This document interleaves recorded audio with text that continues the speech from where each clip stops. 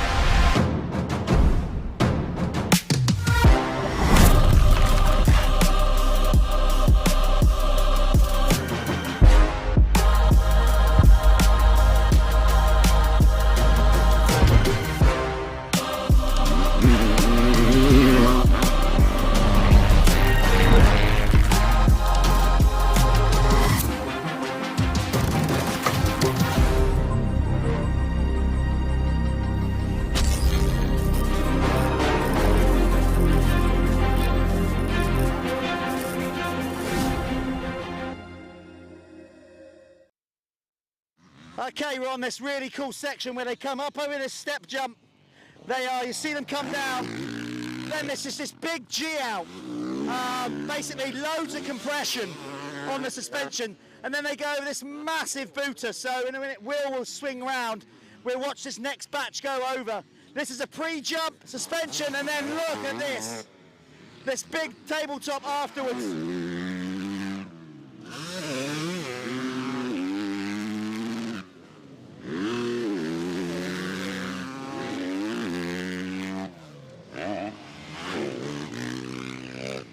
I haven't raced in a long time, and I'm old. But I gotta say, even that, it makes me want to ride. That is so cool.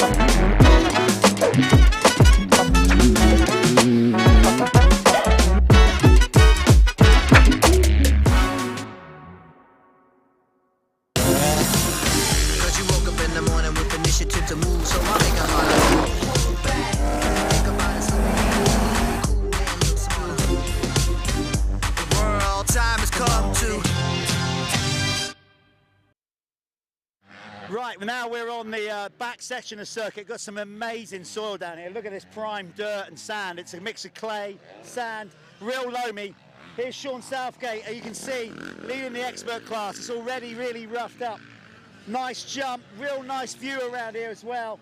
Just looks like an old GP track, an amazing effort. Then it sweeps around this far straight to this massive, like 110-foot booter.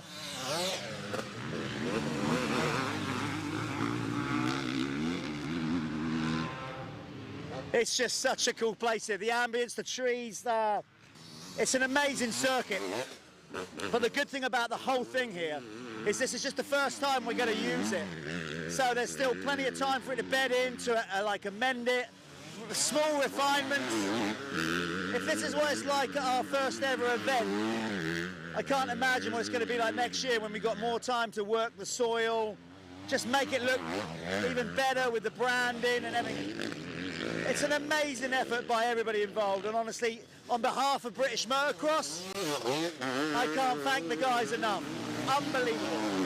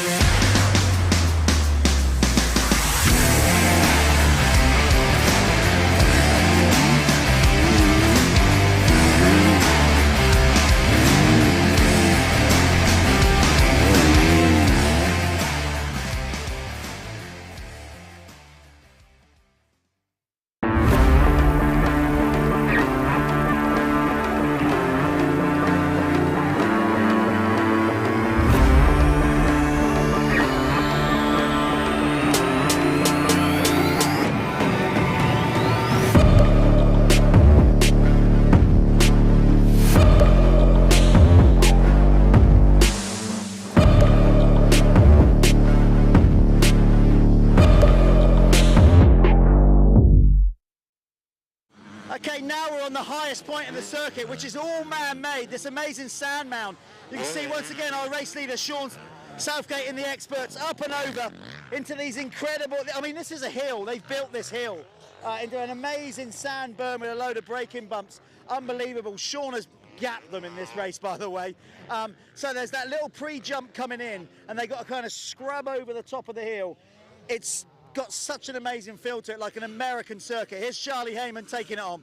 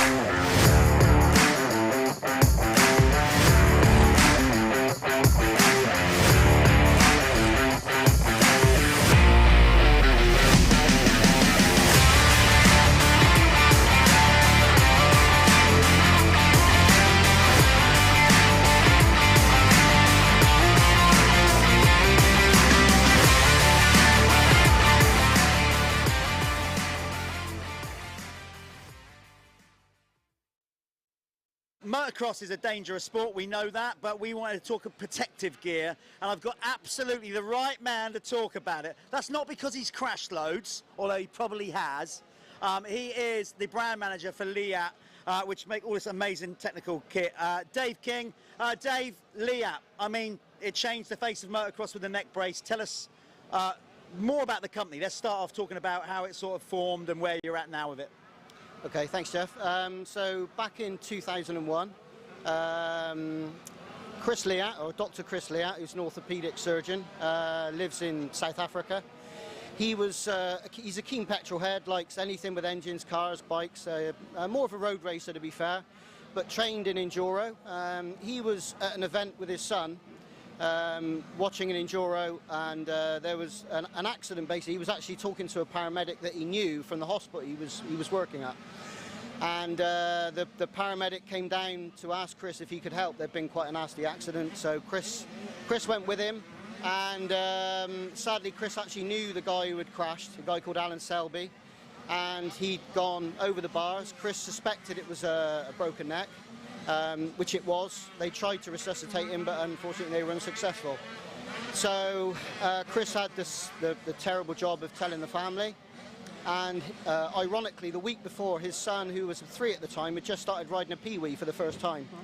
So Chris thought he wanted to kind of eliminate this kind of injury if possible, so he tried to find a product to help reduce the risk of a neck injury, and couldn't find one. So, cut a long story very short, he quit his job and set about developing a neck brace. That was in 2001 that began. In 2004, the first neck brace was sold. I mean, that's the thing, because time goes so quick. Yeah. Doesn't seem that long ago, and you just said 2001. Yeah. So you know, and of course in that time the Leatt brand has grown. So it started with the neck brace. So I mean now everything, and it's like boots all the way up now. But I guess the mantra of the company is not the whole thing of real quality protective wear is still the big thing. Like that's the mantra of the company, right? Yeah, that's still our DNA in the company. Yeah. Is if I mean the natural progression, I should say, was to go into body protection that integrated with the neck brace, and then obviously you see other brands jerseys over the top, so all of a sudden your branding's gone. Yeah. So that started us thinking, well, maybe we need to start developing gear, and from then it's progressed to head to toe. So here where we are, but we take every product that we see in the market and we try and make it the best. Yeah. That's our goal, and the safest. Also, obviously with protective wear, it's so much trial and error and R&D. Now, obviously, you've got now an array of top riders wearing Leatt. Obviously, the FH team in Europe. How close do you work with them on development? I mean, they must be trying stuff for you and testing it way before it comes on the market. Am I correct in thinking that? Yeah, I mean, if we take the boots for argument's sake, I think Johnny Walker wore the first prototype probably 2 years before. So that's how long the development process is. You know, you'll maybe see two products come out at the same time that look similar, and you'll see the comments, oh, they copied them, but what they don't realise is that development has been going on for 2 or 3 years, and it could be that the products look fairly similar, but it's just the way that the products work. But the development time, and yeah, we work with a lot of top athletes to try and improve and make the product, take the boots comfortable, safe, grippy, everything we want them to be. You've been in with Leatt from a UK standpoint right from the get-go. I guess you've seen, you know, like all big companies, they grow, and then you probably think, okay, well, it gets a bit easier, but the bigger the company, the more staff, the more thing like that. So you must have seen an incredible amount of growth with Leatt since the first neck brace. Yeah, for sure. I've been with a company, funny enough, it was 8 years on the 1st of September, so literally 8 years ago. And my kind of job role changed. I started as a brand manager in the UK, and then I worked into what I am today, which is the marketing manager and working with the athletes as well. So the progression of the company in the last 4 years has been tremendous. More staff, more engineers. So we have biomedical engineers in Cape Town in South Africa. So they develop all the safety products apart from the apparel. So neck braces, boots, helmets, everything is developed in-house. We don't farm anything out to a third party. Everything is developed in-house. We have a lab in Cape Town as well, so we can test everything that people see is all tested in the lab. In-house, Yeah, right? absolutely, yeah. That's incredible. Well, let's start talking about some of the where we're at then, Dave. Explain, obviously, this has evolved. This is the Leatt neck brace. So where are we at to now? It's got 5.5 on it. I'm guessing that means, does it? 5.5? Tell me more about it. Yeah, so we basically have 3.5. There will be a 4.5 actually this year, 5.5 and 6.5. So if you take Charlie Heyman for argument's sake, he wears the 6.5, which is effectively the same braces as but in carbon fibre, so super lightweight, and that's what all the athletes will wear. Yeah. Adam Sterry, Ryan Sykes, people like this, they all wear the 6.5 carbon brace. Obviously the brace is designed to sit on the trapeze muscles of your neck, and then it's shaped in the torso of your body to keep it in place. The idea is that the helmet will come into contact with the brace. The forces will then go from the helmet to the brace to the body, as opposed to the very, very small and delicate bones in the neck. Okay, yeah, I get it. So obviously how much has that evolved? Remember the first ones being obviously a bit more bulky, kind of big lip on the back. You know, I mean, so how many versions have we had down the years? I mean, sorry to put you on the spot. Yeah, you have actually. Testing your knowledge of your branding. I'm going to say about 6. That's still a lot of evolution, isn't it? The problem is the shape is the shape.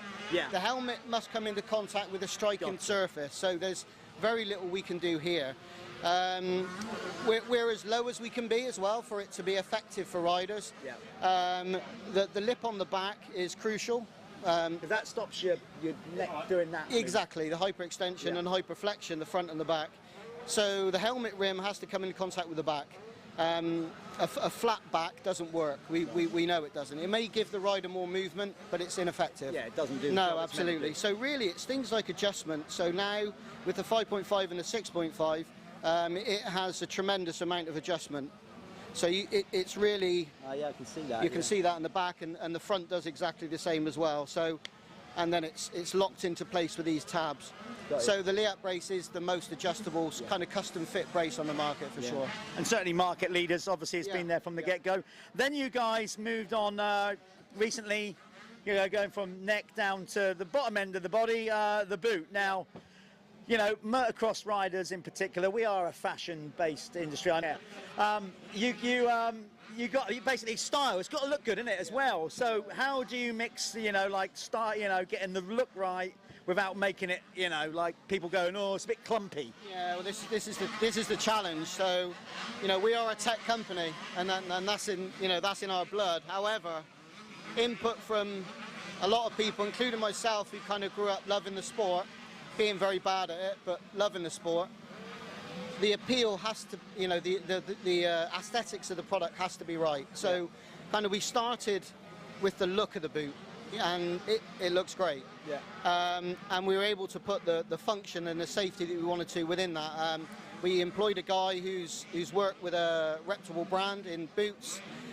We developed the flex lock system with the 5.5 boot, the one we've got here. So this basically allows a small amount of flex in the ankle. So if someone comes up short or over jumps, then the ankle will move very slightly and then lock. So again, reducing forces, kind of similar ethos to a neck brace. Yeah. So you're slowing everything down, and this reduces the forces to the ankle and knee as well. It's pretty comprehensive, I've got to say. You know, obviously I've looked at a lot of motocross boots down my years, and this bit here, you know, it's like I said, to stop the twisting. But this is probably the I don't know if you've seen this feature, Jeff. So I'll undo the boot quickly, and lots of good ventilation here as well. I noticed around the side. Is the slide lock. So you must have done a pair of boots up before in your time. I've done, yeah, I have, yeah. I've done plenty of them, mostly, and then unleashed them at the end of the day, absolutely exhausted. It's getting out of the boot that I want to happen quicker than getting in. So when you're doing up a boot that has Velcro, you get this annoying bunch. You do, right? So don't tell me you've cured it. Yeah, we've cured it. Where were you like 15 years ago when that used to drive me mental? The Velcro, if you look, it slides and locks.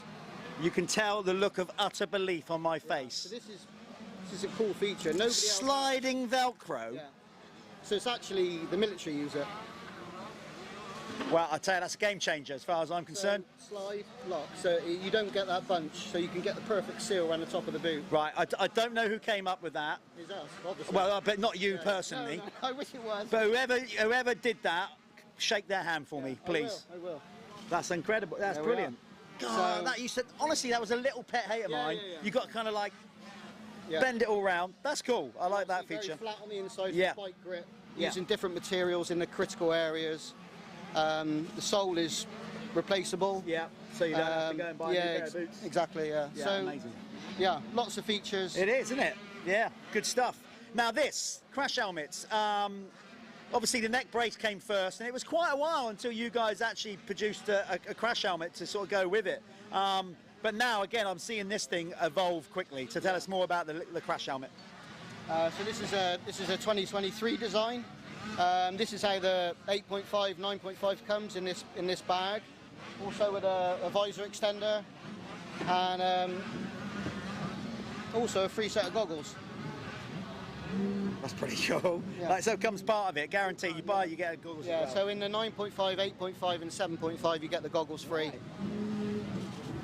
The helmet, we'll touch on the brace straight away. So you can see the profile of the shell. Yeah. Is designed to work with that. Yeah, with or without, but especially with. You'll see other brands maybe with a very flat platform. Even if you wear a brace or not, obviously they're not great for working with a brace. But even with when you don't wear a brace, you don't want a solid stop.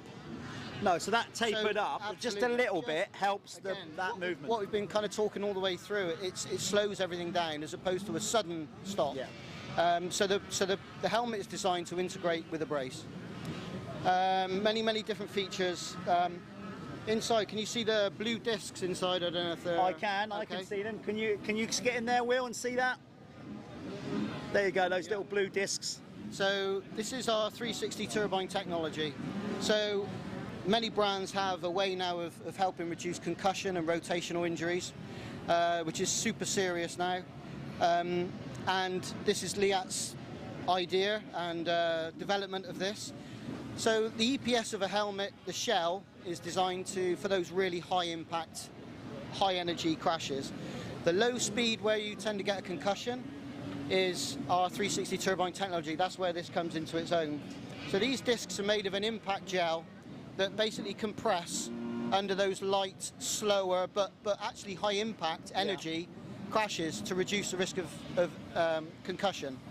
And also rotational. So this is when basically you have an accident and the helmet stops. Everything stops, so your head stops, helmet stops, head stops, but your brain sits in fluid. Yes. So it can rotate inside your skull and you can get what they call a rotational injury, which is rarely picked up until later in life. So what this does is allows the head to move very slightly inside the shell, so the speed between your brain and the skull start to match. So again, reducing what we call rotational injuries. That's great. That's really good. Yeah, ventilation, obviously. This is the new EC 2206 standard as well, which is a new standard for 2022. It's all there, isn't it? You got all, the boxes ticked. Yeah. All the boxes and great ticked. designs, obviously. Yeah, it looks good. Yeah. I think I could have done with them when I was riding. Maybe I've had too many knocks on the head. Many people would say that. Okay, so let's talk about the body protection. Obviously, like you already kind of briefly touched on, that came first, the neck brace, and then you started to figure out a way of collaborating these. So tell us about the two items you got here. The reason we sort of brought these two products is we have products for everyone, in effect. So this is the Airflex chest protector. This is an impact material that hardens under impact, the same as all our protectors. But this is very soft, very lightweight, very flexible. FIM approved, FFM approved, so in other words you can go and race a Grand Prix with this. Right, okay, when I say FIM approved, it meets FIM standards. Yeah. Super lightweight, very ventilated. This comes with or without a bodysuit. You can have as a compression suit underneath, so you can wear one or the other or both. This panel here... I was just going to say, it looks like that comes off. So this comes off, and if you wear a neck brace, it works better being the neck closer brace to your pushes body. into the back of Well, that. it just sits on the back. Yeah, so it doesn't chafe or rub. Absolutely, Yeah. and makes the brace more comfortable. Yeah. And then obviously we have the brace-on system to sit on the brace to hold it in place. The other products we brought is probably on the other scale. So this is a 6.5, hard shell, more traditional, but you can see the amount of coverage this product offers. Yeah, that's more that we're getting into like Yeah. full body wrapped stormtrooper, like nothing's getting in. This is me. It hurts now. Come on, you must know. I do know, yeah.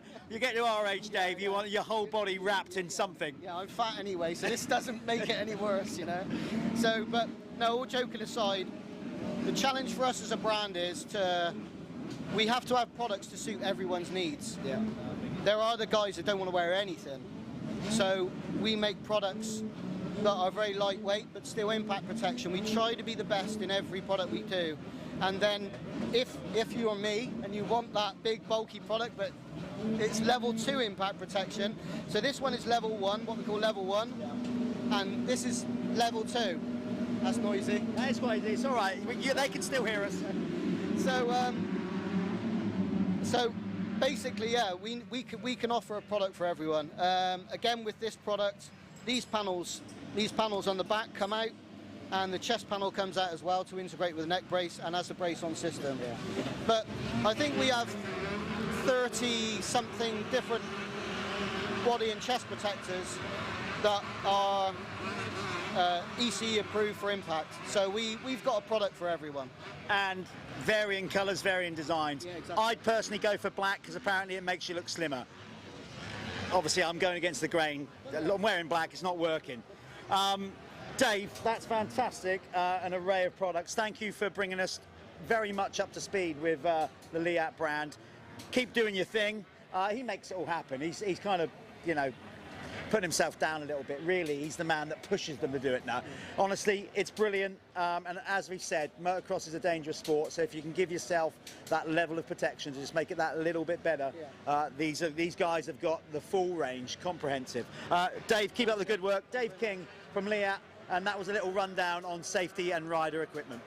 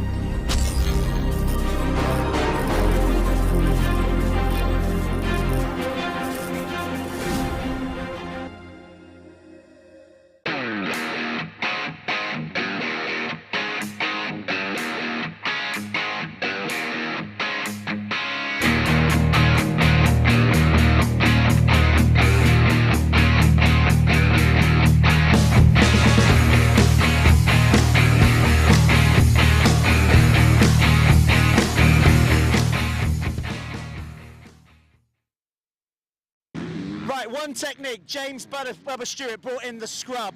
This is where they try and squash the bike out. Look at Dylan Walsh here.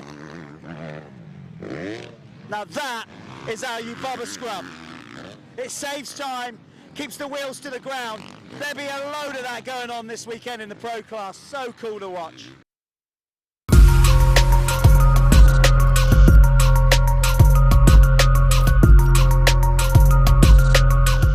Introducing the Fly Racing Kinetic Core Racewear, featured in red and gray. The Kinetic Core jersey with tagless comfort stretch collar and relaxed shorty elastic sleeve cuffs is constructed with multi-panels for comfortable fit and maximum performance. Our Kinetic Core pant features comfortable mesh liner for ventilation, multi-directional stretch ripstop panels for flexibility, and an internal pocket inside the waistband. With ultra-durable 900D construction, with laser-cut perforations for advanced ventilation, leather heat shield panels with DuPont Kevlar stitching, and SoftFlex protective rubber badging creates massive vents for airflow. The ratcheting closure with zipper lock system keeps pants closed and secure. The unique adaptive waist system provides a custom fit. The Kinetic Core Racewear in red and gray from Fly Racing.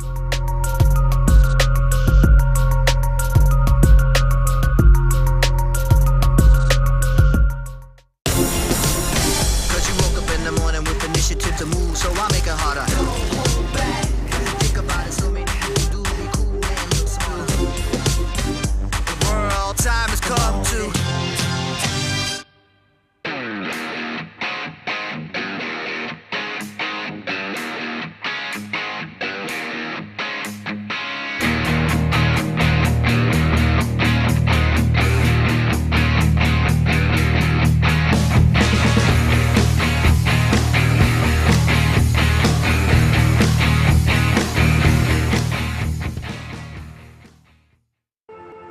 You found it. This thing sets you free. It makes you feel immortal and exposes every weakness. This thing can hurt, but it teaches you how to overcome. And that's exactly why you do this thing. This thing is what makes you great. Embrace it. Believe in it. Be who you are.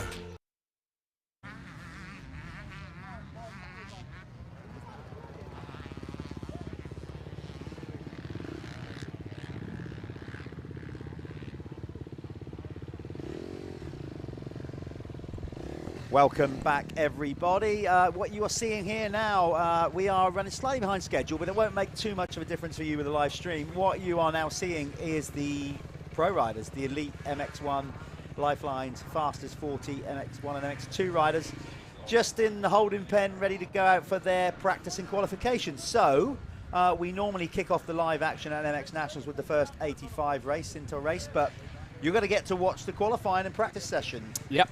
And which is pretty cool, actually. It is. A little bit of Rangers started as well, so I don't think it's going to shake stuff up too much. Track's real tacky. There's a lot of moisture in the ground anyway, so I don't think it's going to really affect matters. But these guys, they're going to put on a show, and it's interesting. I like seeing qualifying, especially the pro qualifying, because you can see how they work when they're going to put a sprint lap in, things like that. So that's up to me and Jeff to try and get eyes on the right rider at the right time. Yeah, and I need another coffee before I can start focusing.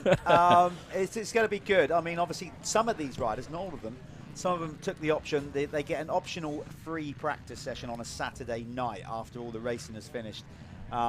Many of them went out on this occasion because it's a brand new circuit. Yeah, didn't see Tommy out there, though. Didn't see Tommy. Didn't see Conrad.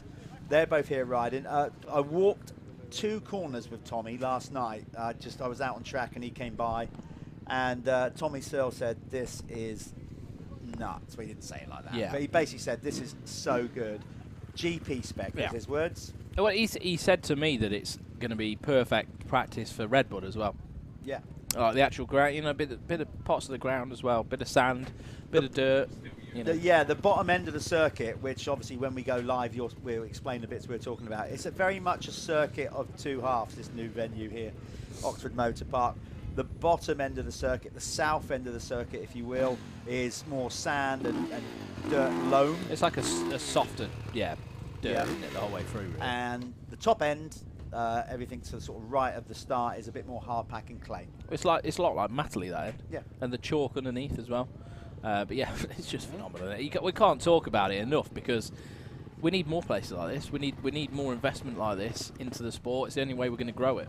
Look at them. If you obviously, for those being observant, you'll notice that they are all there, parked on hard standing. Look, there is the runway behind the mechanics, looking straight down one of the runways. That runs from basically east to west, and the main runway obviously is the other way. So it's a massive area we got to work with here.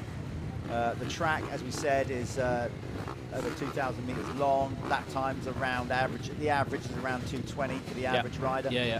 I'm sure that these lads. Well, no, I think that was sort of expert time. Yeah. We were like Clubman was knocking on like the end of the 2 minutes, like 2:40s, 2:50s. So it's a big track. It's 2 kilometers. And it's a lot to learn for a lot of these. Every rider here, brand new circuit with loads of obstacles. These guys will make light work of it. Here we go then. We are out on track with the Elite MX1 and MX2 Lyfelinez Fastest 40, incorporating the Leatt MX1 class, which Harry Koulas has already wrapped up on his cab screens present Yamaha. But Jamie Carpenter, the rider on screen, on his GRT Impact machine, he took over the points lead at Hawkstone from Tom Grimshaw. It's pretty close though, isn't it? Yeah, I think it's about 12 or 16 Oh, minutes, is it? like Okay. That. But basically, he's now picked up the red plate with 1 round to go, so he's now got the target on his back. Yeah. Neither Tom or the rider you see on screen, Jamie Carpenter, have ever won a pro title. So we are going to have a brand new MX2 champion this time around. It's either going to be that man you just saw on screen.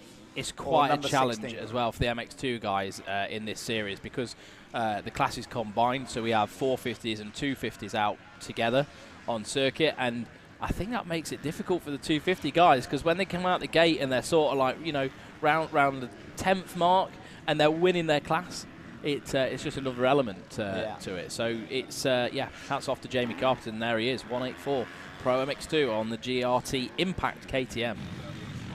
Yeah, this beautiful setting. Now, obviously this track, you're going to get this loads as we go through this broadcast. It's brand new. It was only completed, really, as a full lap on probably about Thursday, just before everybody started rolling into the venue. So, listen, when we come back in next year, all the infield, because we've shifted so much soil around. I'm using the Royal We. I'd just like to point out I have not been sat in a dozer. No. But I know Putt was until late last night. Yeah. So his many coffees to get his head right, I think, this morning. So we're gonna. It's all, you know. Next year we'll have all the infield. We'll all have a bit of greenery on it. You know, then the circuit will be more defined and easier to follow on TV. You can see it's just all fresh dirt everywhere. Like that corner there, the inside of that corner next year is going to be all lovely and green. Yeah, it was. That corner was really good yesterday. I mean, it chewed out a lot, but there was 3 lines through there. You could go wide, you could go middle, inside, and the ruts were just perfect. It was lovely. Yeah, so this is their first taste of the track. And also, I'd just like to point out for our brilliant production crew here at MXN-TV, the guys at Alpha Live, that I think they're just following Jamie because obviously also we're just getting dialed in. They're working out camera angles and how to cross over from one camera to the other. So we are everybody is. This is new for all of us. I think it's good for the cameras, though. There's a lot of the circuit that we can pick up. There's not really any blind spots. No. Because the land's really flat, it's easy to sort of control that. That jump in the foreground there that you just saw, the angles that they're getting off that, we've got some footage, actually. We'll show you later on in the broadcast of Dylan Walsh yesterday. I wonder if we could find the 53 of Dylan Walsh. He won't be scrubbing it just yet. Do you know, he even yesterday, we've got like a little, what we call a little start breaker. Up the start straight, we've put in like a little mound. And he was even scrubbing at the start straight. I saw that, yeah. I did see that. It was a bit mind-boggling. But I don't know whether we're going to be able to do that in the race when you've got people next to you. So I was a bit like, I don't know what the point of that was, but, I mean, because it was fast. It was really fast. His wheels didn't even leave the ground the way he did it. Conrad also did it in a little bit of a different fashion. He sort of like soaked it up through his legs. I thought there was a few different ways of doing that. But I quite like that little lump on the start. It just complicated the start a little bit, added a different element to it. Yeah, they used to have them in 90s Supercross, so like they called it a start breaker, just to unsettle you and get your gear change right and position. One thing I did... It's safe, it's not dangerous. No, it's not. When Walsh scrubbed it like he scrubbed it that well that his whole shot device didn't even release until we braked into the corner, and I was like, wow. So he didn't even put any compression through the front forks. I was like, that was nuts. So, yeah, mint.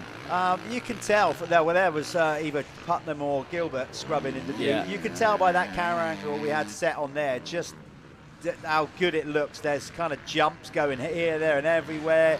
The circuit weaves back and round. We've got these rollers. Look how he manuals through there. Yeah. This is just early laps for Dylan Walsh. Let's see. He's coming up to the jump we're talking about. Let's see. No, I don't think he'll scrub it this lap. Maybe he'll give it a half turn. No, just straight this time. But when he gets down to doing his quick laps, yeah, then you will see him do that. Hopefully, when we come to qualifying starting, we might be able to get the timing screen up for you. They haven't started qualifying yet. They get 10 minutes of free practice. Yeah. I've seen a few guys do what Dylan just did then. Over that sand mound, they're sort of jumping, but then going off the track to the right. Because I think they're just trying to gauge how far that they can jump and the angle that they need to be at. But that's what these guys do. They're going to push the limits off the circuit. There in the foreground was Tommy Searle, 100, just ahead of Dylan Walsh. Good to see Tommy back riding with us. He missed Hawkstone. He picked up like an illness from a wedding of all things. And then most of the team went down with it, so he missed Hawkstone. I think a lot of people were sick, weren't they? It was quite a mad one. So I'm sure in a minute we'll pick up on Tommy Searle. There's Dylan, just as I said, just final little rundown. He had the advantage of doing 20 minutes. Yes, Tommy is out on track for the first time. He didn't take up yesterday's offer to ride the track. I don't know whether he was here early enough. I don't know whether his bikes were here. I don't know, but he, hey, it's Tommy Searle. He's going to be able to learn it. He's so used to like just being thrown into Indonesia where there's never been a track before, and you just get on with it and do a GP, you know. He did say though. He did say, like, when I saw him last night, like, this is going to take some learning. And then like an absolute pro, he said, but to be fair, I'll just hop in behind somebody tomorrow and follow them. He's unreal, isn't he? There we are. Oh no, who's that? Stevenson. That's Gav Stevenson. I thought it was Tommy then for a minute. No, that's Gav on the Dixon Racing Honda. So Elfie has put in a few little new humps. There's that hump wasn't there yesterday. He's just put that in last night just to try and after. Yeah, well, it went down to the base there. I think he needed to get a bit more dirt on there and slow the corner down a little bit. Yeah. So he's obviously looked at it, the first running, because up until yesterday when the 85s rolled out on track, there was only Showtime Putnam. Charlie Putnam was really the only rider to have a sort of ride round and test it. Yeah. But now we've had I think that's more to feel like what it's going to, like how the lap flows, isn't it, more than? But now we've had a whole day's racing yesterday. Obviously, Elfie and the team has been able to see what works, what doesn't. And do you know what? Like any track, it's going to evolve over the years. Hawkstone, Unadilla, whatever they are, they just evolve year after year. Yeah. Tweaks, amendments, freshen things up. Well, we've spoken to the guys, and they're just going to keep putting dirt on this place, building it up, get off that base, because the base is quite hard and chalky, but they've found some good bits of soil around, haven't they? So it's just going to take time. You can see to the left there all the big chalk boulders that's been, taken out, and then all of this is fresh dirt that's been screened. It's crazy, and they just put on, and look at the amount of it. It's the screening machine they had here was just non-stop. Mental. For literally 10 days. And that was just sorting out the different dirt. That was just non-stop soil going through that screening machine. The investment is immense for this new venue. and it is just a huge shot in the arm for British motocross. To be fair, the last month has been really good for British motocross in general. It has. It has. You know, and even British off-road motorcycling. While we got an opportunity, I'd like massive shout out and a round of applause and congratulations to the British ISDE team getting it done for the first time, and the women's as well. Just going to get to that. 53 years since we last won it, so and we won both. We won both. Incredible. So massive shout out to all them, and I'm going to give a personal shout out to Jed Etchells. I was fortunate enough to Jed rode for Team Green Kawasaki in motocross in his youth career, so got a lot of time for Jed, and obviously to then go out there, switch to enduro, which was always on the cards really, and then to get that done as part of that. So well done. I think it's all the team. It's important though for those kids, I think, to learn like speed early on, and then go to enduro. I mean, I know Billy Bolt actually didn't do. Billy was he did trials, bit unusual, and then found speed a bit later. It was crazy that, but it's not normal, is it? You want to learn the speed a lot often when you're young and when you're not scared, and then switch to enduro, and that seems to be the recipe that's worked for a long time for a lot of people. There he is. There's Tommy Syntol. Yeah. So Tommy just sort of basically still learning the circuit, just knitting probably corners together, working out what line. That's how you basically do it. He's a professional. That's how many do it. Certainly, we've all got different ways of doing it. But for example, like when I used to race GPs and doing a quick lap, I'd do a few quick corners, then stop, check it out, and then when it comes to doing your quick lap, you just kind of knit them all together, basically. I was talking to somebody about Mike Brown at the weekend, and he was talking about when he was at Farley, and he actually had a conversation with someone, with Wobby. He said to Wobby, "Wob, don't panic when I go out for qualifying." I said, "What do you mean?" And he went, "I just don't panic." And he was overshooting all the corners, flying out the ruts on the inside, just running off the track. And Wobby's like, "God, this guy's mental. What's going on?" Like, and then he came in, and then the next lap he put a perfect lap together. He came in and said, "Well, how do you know your braking points if you don't overshoot the turns?" And it's literally crazy. These guys are on the limit of the track and their bikes. Yeah, I mean that's how you do it. That's how you knit a lap together. And obviously straight away these guys will come out, and all due respect to even the amateur and the expert classes, these guys will suddenly come out and open up the circuit. What I mean by that is they'll start widening the lines, going on parts of the track that even some of the expert riders and stuff haven't looked at yet and thought would be a quick line. So the pros just basically lead the way regards, and that's why it's great having the youth classes, the 85s, race on the same day, because they'll learn. They will suddenly see, oh, okay, well the pros have been going over here. Yeah, for or sure. Inside here. I always think the track on a Sunday develops far better than it is on a Saturday, because you've got those guys out first, opening the circuit up. It definitely helps the guy, especially when they'll come out in the 85s next. Track will be a completely different racetrack than it was yesterday. We're just going to see if the so I think timing is underway. So Callum, you've got the laptop next to you. If you want to follow timing and all yesterday's results, or wherever you are in the world, if you go on Speedhive, MyLaps Speedhive app, download that from the App Store or wherever, and then you go and find MX Nationals, and you can see all the results of the championship up to this point, even yesterday's racing, and it'll be live timing on there for this Lyfelinez Fastest 40, incorporating the Leatt MX1 and the Apico MX2 classes. So it looks like Tommy's starting to wind up the wick. I haven't seen out there yet Harry Koulas, the champion. He got it all wrapped up and done and dusted at the last round at Hawkstone.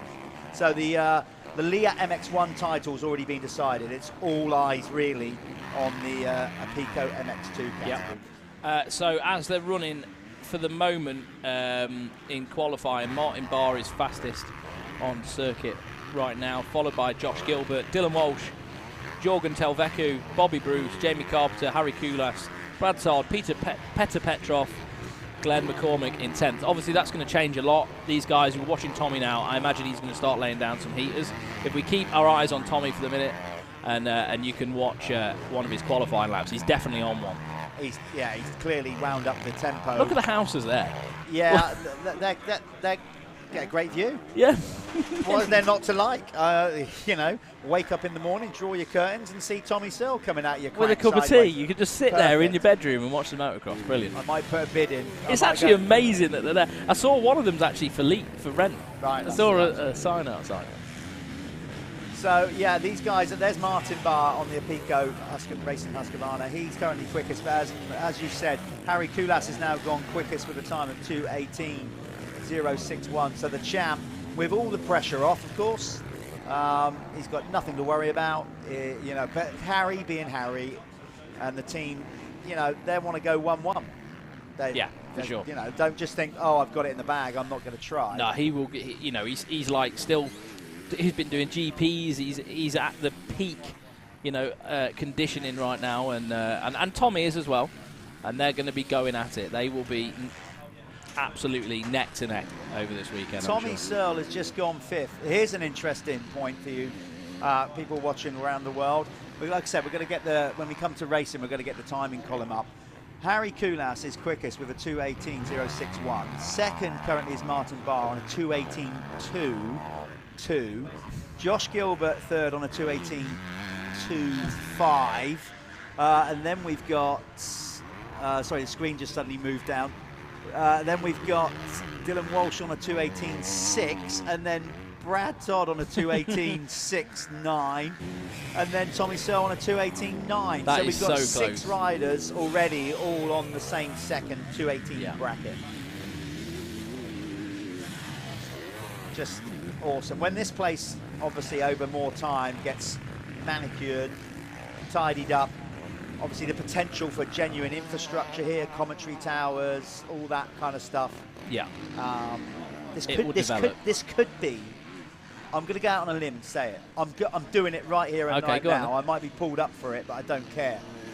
This could be the UK equivalent of the Lyfelinez. Literally, you could do a week's racing, solid. Certainly got the space. You could do that. The infrastructure's here to make it happen. Yeah. And it's in the right part of the country as well. We're right in the middle of the country. Like it's good road links. Yeah. Yeah. Oxford MotoParc has got everything going for it. Straight out of the box. There's I mean, like you've got Matterley as well, but Matterley's got a lot of restrictions with how often you can ride there. I think it's such a big place. It takes a lot to dress it and make it look right. I think this place has got a lot more potential for like amateur to pro level. That's what racing. I'm saying. Yeah. Here's the champ. He's running the red plate. Well, that indicates the series leader. He could quite comfortably put a gold plate on there. We'd be okay with that. I think he did last year. I've got one in the shed. I think I got one with the gold number 1 on. So there is his teammate Sam Nunn on the MX2 machine for Cab Screen's present Yamaha. So it's looking good in the timing. There you go for Jamie Carpenter. Now obviously they're not racing, that's the gap between their quickest times, okay, that you're seeing on screen. They're not racing, so basically Koulas has gone fight for the marks. 1 second quicker, well actually less than 1 second quicker, 1/10 quicker than Martin Barr. It's looking good for Jamie Carpenter. He has currently got 2 seconds on his championship rival, Tom Grimshaw. So Dylan Walsh is fastest in MX2 right now. Jordan Telvacu is second. Bobby Bruce, that's good showing for Bobby Bruce. Bobby Bruce is going well. He's in the top 3 right now. I'm just trying to look. Where is Conrad Muse? He's in the 450 class now, remember? Okay. He's in 7th right now. Right, there you go. Bit of time to find. Tommy Searle still in 5th as well. So, but they're all on the 218. You know, they're in the right sort of on the right sort of path. So the leading 250 rider, what time is he on? So 2:17. 1 second, and then there's a gap. Another 2 seconds till Vicky and Bruce. So yeah, Dylan Walsh. Let's be honest. Walsh is the fastest guy on track right now. Well, that doesn't come as a surprise to me because Dylan loves a jump. Yeah, could we get eyes on the 53 again, guys? He is currently, as he said, the quickest rider on track. So clearly the quickest rider in the Apico MX2 category. Dylan Walsh on the Revo 7. And looks like he's on another fast lap. No, I'd say, I don't know. No, he's pushing. He's pushing. Nearly tucked the front end. He's trying to find more. Conrad Muse, 2:13. You are joking me. No, that cannot be right. Can it right? Really? Sorry, I just have to laugh because how has he found 5 seconds? I'm not going to, I almost feel like accusations of saying there's been he's gone off track there or something. But I'm trying to think where you could do that. But it wouldn't surprise me if he did, because the top part of the circuit is very similar to Conrad's own practice track. Yeah. Yeah, true. Yeah, he's literally legitimately. That's wild. That is that. It's almost unbelievable. I mean, Tommy's just gone 2:17.9. So I think that's legit. I think Conrad's just done. Yeah, look, he's doing Conrad stuff now. Look, like he's just wheeling into things. That can only be described. Well, there's many ways to describe a lap like that, but I put that down as a Bobby Dazzler. Ridiculous. I mean, I'm just trying to get my head around that. Let's just see what he's. I mean, I know he's not on a fast lap right now. I don't know. Is he? Well, he won't know. He's just cruising. What? Listen, with that kind of lap time, I'd go back to the van and get another coffee on the go. That's wild. I can't see anybody getting near that. And looks like he's figuring out this whole 450 thing. I mean, I know he had a little bit. He sort of come out of the GPs, didn't he? He had the thing going with Dega. He's having fun. But he looks confident. If Conrad gets his head right, no one can beat him. I'm telling you that right now. Listen, I'm not clearly. I've known Conrad a long time, since he came literally burst on the scene on 65s back in the day. I class him as a good friend. I'm not a friend. I'm talking to him on a regular basis or anything like that. I think Conrad, where he's at, the pressure building up in his last years in MX2, I'd like to think he's going to look at 2023 as like a real fresh slate. Not just moving into MX1, I mean just start again. A complete fresh slate. And whether he'd do GPs or not, I don't know. My opinion of that is I think it would benefit him to not go and bother do GPs. Yeah. Get some confidence racing in the UK on a 450 and just... I think fortunately, do you know what I mean? Just in the UK, if you're there in the top 5 on a 450, you can actually make a living, and we're very fortunate to have that in this country. There is a bit of money around, and you can make a living. So, if you can make that happen, why? Why? There's probably no need. So yeah. So anyway, we can talk, and I know you guys do all the time on. You talk all the time on social media. But we're talking more about Conrad and his career. If he rides like that in the race, we'll definitely be talking about him. We're going to go to a quick advert. We'll be back with the Syntol 85cc's coming up next.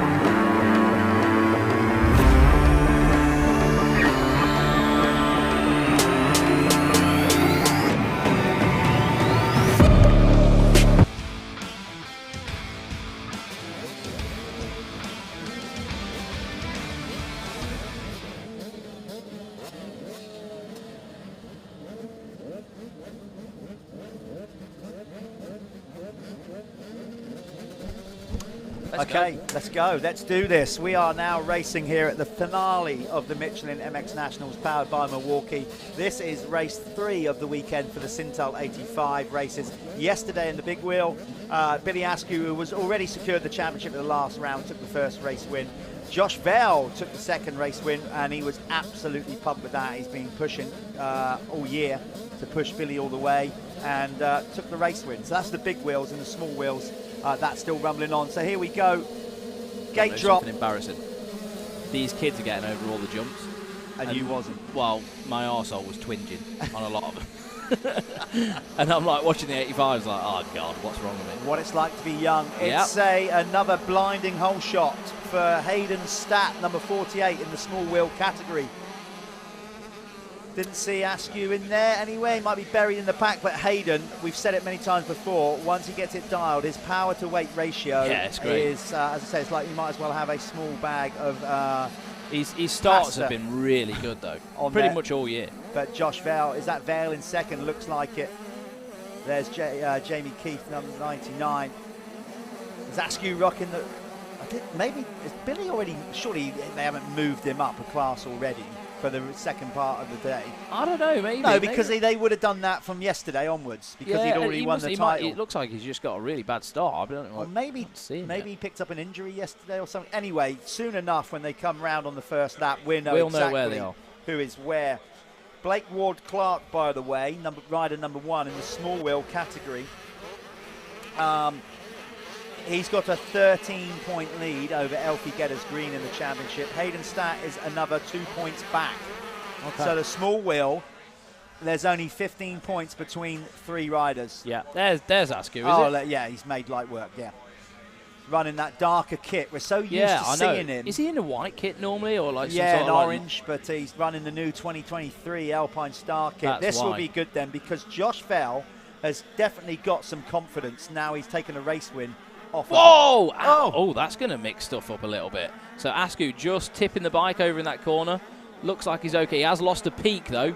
Moving over on Hayden Statt. Hayden Statt's going to pick off another place, but don't know how long that will last. Hayden, obviously young, got a lot of learning to do. Long time to get his stuff together. He is a very young lad. And we're going to watch the first big wheel rider, Josh Vale. He's going to hit the big tabletop. And look at that. Makes it look super easy. I thought I was going to fold in half every day, every time I was casing that yesterday. This will be interesting with the overalls. Obviously, I don't know where Billy Askew at this point is where he's going to get back up to, but Josh Vale was in the driving seat here. He took a second in a race win yesterday. If he keeps it going, he's the first Planet Moto first lap leader, so a point in the bag for that. He's been pretty good with that. But for the time being, we've got he's got a point there. So the Planet Moto First Lap Leader Award, basically, so that every race other than the pros, the first rider over the line takes a point. And we'll be able to give that championship. We'll be able to give that today, championship today, because by my reckoning, but we've got to get through it all. Billy Askew, although he didn't get the First Lap Leader Award this time, he's got pretty much an unassailable lead, but we need to double check the points later, but I'm pretty certain that bit of Spanish practice. Yeah, that Billy Askew will be taking that. But that was a point on the board there for Josh Vale on the SJP Moto machine. There's Askew now working his way, lost his peak. Yeah, we've got bullet head. We have got a bullet head out there. That's happened several times to him this year. Is that a good thing to say? Well, it has. I'm only stating fact. Yeah. I think, the helmets now are designed to release the peak. Yeah. Because if you don't want it digging in and snap, that's what causes a lot of neck injuries, is actually the peak on the helmet. So the helmet manufacturers now as well, with Fly, Alpine Star, Fox, the peak actually releases, and this is sort of a new thing that's coming into helmet technology. So if you see a rider riding with a bullet head like that, it's there's a purpose to it. You can see, obviously, all the earth that's been shifted around. You can see the space available in the background as well to work with. Josh running his Team GB graphics, because he went and raced the World Junior Championship. I think he was relatively pleased with his performance. It went all right. And, of course, we have the coupe, the Hold on, let me get this right. Coupe d'Alavenere. Still didn't get it right, did I? Coupe d'Alavenere. Just call That's it the the coupe. kids' destination. Just call it the coupe. Is it kids' destination? Because honestly, like, I'm getting tongue-tied, and I said I need caffeine to function and say anything. Anyway, that's happening over in Belgium, where it always does. Dave Garland is now the team manager. Fair play, Dave. Dave loves Dave lives and breathes motocross, that man, doesn't he? Yeah, Dave took over from me. I did it from 1 year, but other commitments with Team Green and all other stuff that we do here. So then Dave took over from me with great effect, and he's been doing it since. So he's now made his team selection for, it's basically like the under-21 Motocross of Nations, basically. It's a great event, a brilliant event. I've never been to it. It's one that I'd like to tick off. It's literally about an hour and a half from Calais. Yeah. Really easy to I want to tick that off, and Swati Cross as well. Amazing. Yeah. So Dave has announced his team. We're going to be getting Dave Garland in here later on, just before the pro race, to talk about it, to talk about his team selection. And his son's racing in the pros as well. Liam's out there as well. Liam's been out of professional racing for a while. Looks like he's enjoying it. I know he had a good ride at Fox Hills, didn't he, last week on the Yamaha. So back on his 450 for this weekend. So it'd be good to see Liam, 24, on a whole shot Kawasaki, spinning some laps as well. There's Charlie Richmond. He looks good on the Matt Gardner racing machine. Great little thing yesterday with Charlie. Elliot Spencer does a lot of the social media and stuff for the MX Nationals. We stuck a camera in his face for a little Instagram clip, asking him what we thought the track was like. And he basically just went, well, I can't repeat what he said. It's something to do with dog's bits. Oh, really? Oh, okay. Okay. So, yeah. We're a bit early for that. A bit early for that. He loves the track. So many kids have just said, this is unreal. They love a jump. Yeah, They've got plenty to choose from. They're not worried, are they? What's the worst that can happen to them? They have a day off school. You know, it's all good. They're just going to full send everything. There is Charlie Richmond stretching over that. These jumps they're going to be a bit of a stretch for these bikes. I mean, I know they were for me. These kids are obviously carrying a lot more corner speed than I do, especially the front guys. Anyway, probably all of them. Billy Askew's still there in fourth, not really making any headway. He's a little bit quicker than the two guys in front of him. We've got Charlie Richmond and Jake Walker just in front of him, but Josh Vale, he's sort of gone at the minute. 2 seconds. Wow, he runs out the inside. Billy Askew makes a pass, does he? Of course, without a helmet peak, Billy is getting Roos straight onto the goggles as well. Oh, there's no deflection. Made light work there, didn't he? Just straight up the inside of Charlie Richmond as they go over that massive tabletop. Oh, it's just an amazing. I've also spoke to a couple of the photographers. They are literally walking around with a smile from ear to ear, like, God, there's so many good places you can take shots here. Josh Vell, he is on form. He has set the quickest lap. He would love to end this series with an overall victory over Billy Askew, fair and square. Yeah. Yeah, I mean, it'd be nice. You can see how much effort Josh Vale's put into himself the last couple of years. If you watched it last year, you know, he's a bit of a chubbier kid. I know he's grown a little bit. Yeah. He's definitely worked on himself a lot. Yeah. Oh, he's absolutely, got himself fit and shape. Of course, he's part of the Jude Morris Racing Foundation setup. So great things that they're doing there. Mark Morris and Lucy Morris, you know, and big plans for next year with supporting more riders to go and race potentially EMX. But on top of that, you know, Callum, you've played a big part of it as well, so kudos to you. Raising loads of funds for the air ambulance. I tried my best. Oh, mate, you've done exceptional. we tried our best with the company. Unfortunately, the company didn't survive. We folded it to start something in America. Oh, and a bit of a mistake there from Charlie Richmond, as we were just talking about. But yeah, it didn't survive. But we did donate a lot of money to the Jude Morris Foundation. And I personally love what Mark's doing. Yeah. He's putting all his energy into that. He's going to need something, you know. He needs something to focus himself on. It's the worst thing that could ever happen to a man. And we've just got to take a hat off to him, and we've got to all support him. Yeah, absolutely. You work out that. It's just 272. That was Henry Fenner, I think that was. Yeah Henry Fenner. So. Well, I was just going to say, actually, the small wheel category. Remember, these are open 85. So what we've got is we've got two classes mixed together. We've got the big wheels and the small wheels. In the small wheels, Hayden Statt is leading the way, so he's pulling some points on Blake Ward-Clark. Ward Clark was 15 points ahead of him going into this race. So he's pulling back 3, so he's got the gap down to 12. You're still looking, basically, Hayden Statt and Elfie Getters-Green at this point are both probably looking for a bit of bad luck to fall upon Blake Ward-Clark. So, yeah, I can see that. Obviously, doing live streaming, we get loads of people. I try to get sending us messages, shout-outs, and trying to put us off. That was funny. That was funny. I mean, well, it just looks like me, doesn't it? It does look like you. That was Mel Pocock. Mel Pocock is watching from at home. Mel, thanks for tuning in. With your comeback ride last week at Fox Hill. Unbelievable. I think, come on, you've got to start considering coming back out to these, shouldn't you? Mel, I'm trying to convince him to put a vets class on for us. Don't worry about it. I'm on it. I'm putting the pressure on. I'm a vet. He's only just turned 30. I want a class for all the team managers, Barry and everyone. I want to get Barry out. I'd be into that. Oh no, Princey. No, maybe I wouldn't have a fighting chance. Neil can still go well, can't he? He's still got it, hasn't he?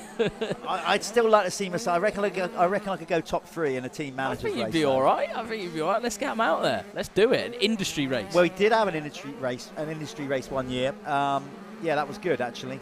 I remember being out there with Mark Chamberlain. Mark Chamberlain pulled a whole shot, and I sat behind him for a lap thinking, I'll just sit here. He was loose. He was basically like a deranged orangutan. The thing is, though, a lot of these guys don't really ride a lot anymore, do they? But they've still got speed in their head. And putting that, what you know in your head, into an old body doesn't always work. So, maybe that's something for the future. But right now, talking of future, seamless link, Josh Vale is going to be a star of the future, as is Billy Askew, Jamie Walker. You are looking at, probably, like we said, let's give it like 7-10 years' time. These guys, fingers crossed, they're going to be at the front runners of the pro class. If we did that industry race, what we should do, make a little switch. We should get some 85 kids to commentate on it in here, switch stuff up a little bit. Can you imagine the abuse that we get? It'd be savage, wouldn't it? I don't mind that. So, as you can see, light rain is starting to come down. Hopefully, it'll only stay like that. Oh, listen, it would do the track favours, actually, save us getting water down as it starts to dry. You get a nice even spread when it rains, don't you? It's nice. Just enough to keep the key areas where it's a bit more clay and hard packed from the dust kicking up. Because either way you look at it, we're still in drought. I mean, we still haven't had any serious rain for so long. That's also what made the track build more difficult. Yeah. Because it was just so crumbly and loose. There was no moisture in the dirt to bind it all together. So, again, what they've done in a short amount of time is incredible. Under the circumstances, the weather that we've had, time restrictions, all those things, it's really just an incredible effort. I don't know how they've... it's mind-blowing, really, isn't it? It is. It's like the kind of DIY SOS of motocross track builds. It is. It's just like all hands on pump. Get it done. Right. So as we go right now, I'm just going to split the classes here. Bear with me, and I'll run through the small wheels first. So as they're sitting down to 10th, Hayden Statt leading the way over Blake Ward-Clark. Blake's 20 seconds back though. Finley Pickering in 3rd. Lucas Moncrief is in 4th. 5th place is Mason Jones. 6th, we've got Elvis Toney. He's a wild card. 7th, we've got Alfie Gedders-Green. 8th, we've got Stanley Sibbett. 9th is Danny Flood. And rounding out the top 10, Ryan Clift. Yeah, big wheels. Josh Vale leading the way, as you've seen. Jake Walker putting a good one together in 2nd. Then it's Billy Askew for 3rd, but he won the championship at Hawkstone, so but they still want to win the overall. Charlie Richmond for 4th. Jamie Keefe, number 184, is in 5th. Then it's Chester Hyde, the rider you are seeing on screen. He is currently in 6th, ahead of Drew Stock. Hayden Statt is the leading small wheel rider. Then it's Blake Ward-Clark. Then it's George Parker. He is the next big wheel rider, ahead of Ollie Bubb. So there you go. Yeah, they're all kind of mixed up here. Obviously, you pretty much always see the big wheel riders at the front. It's always interesting to see how high up the leading small wheel will get. Yeah. That's a pretty good ride there, actually, for Hayden Statt. Yeah, He's breaking the top 10. It is a good ride. It makes a lot of difference having the bigger wheels in the Big bike, time. especially on a circuit like this, even more so. Like the divide gets bigger. And, you know, on average, they're always a year or two older, the big wheel riders as well, a bit stronger. But the big wheels, even though there's not much in it, only a few inches, big difference. Yeah. They make so much difference when it comes to carrying corner speed. And rolling through bumps and things like that.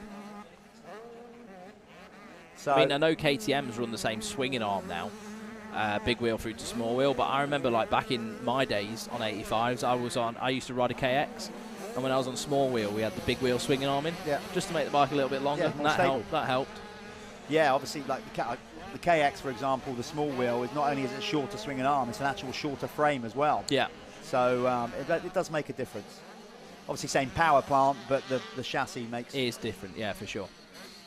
So there is, I haven't seen much of him, Jake Walker, always action-packed. I like watching Jake. He's pretty animated on a bike. He definitely lets it hang out. Yeah. It's not too far away, is he, from Josh Vale? No, I think, well, there's 4. I think it might, well, that's just as they come through. He could make something happen. I think Vale's just been really comfortable, though, out front in this one. He's had sort of, I wouldn't say an easy race, but he's controlled it pretty much since, you know, Askew sort of fell off. So not had too much pressure. Maybe he could wind it up if he needs to. I think he's in control. The way he came around that first corner, look, he had a little look behind. He's gauging. You can see there's energy. He's still got energy, hasn't he? He's still good. He can wind it up if Jake starts getting closer. Ready for a certainly a 125. Arguably, you could say he looks like he could ride. He could be on one now.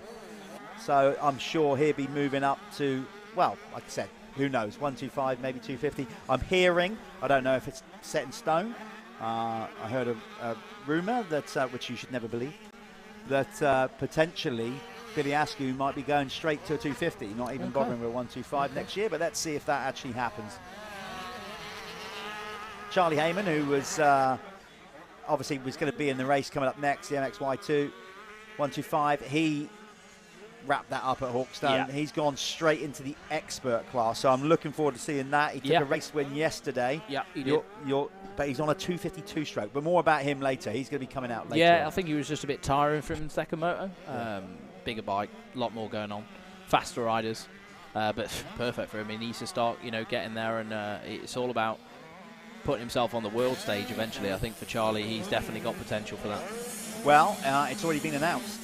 So Charlie is going to be riding for a new team next year. But as we said, when we get to the expert race, we'll talk about him later. Right now, let's focus on these guys, these little 85 rippers. Coming through, there is Walker doing his best to chase down. But to me, looking at Josh Vale on the SJP Moto machine, he's in complete control here. You'll see, obviously, our equipment around the place because we've got a lot of machinery because it's a new track. It's taken a little while to bed in. So we've got various machinery scattered all around the place so we can get straight on it with track work in between each race. Hopefully, there's a nice shot. There's a checkered flag. So I'm going to go and do the first winner's circle with Josh Vale. We're going to go to an ad, and hopefully we'll be chatting to Josh in a moment.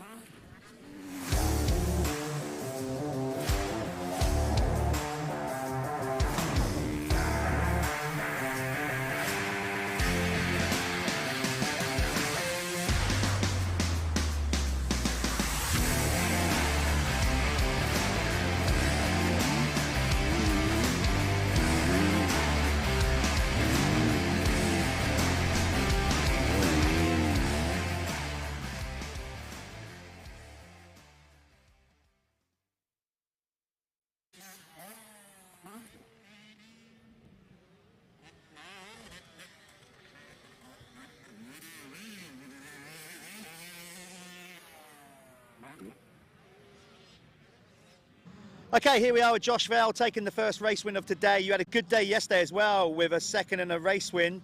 Billy was back in third on that one. Nice little gap going into the final race for the overall. How are you feeling? You had a problem with that one as well, didn't you? Yeah, I had a rock stuck in my foot peg, and every time I went to put my foot back on the peg, it kept slipping off, so I went over the jumps and my legs kept coming off.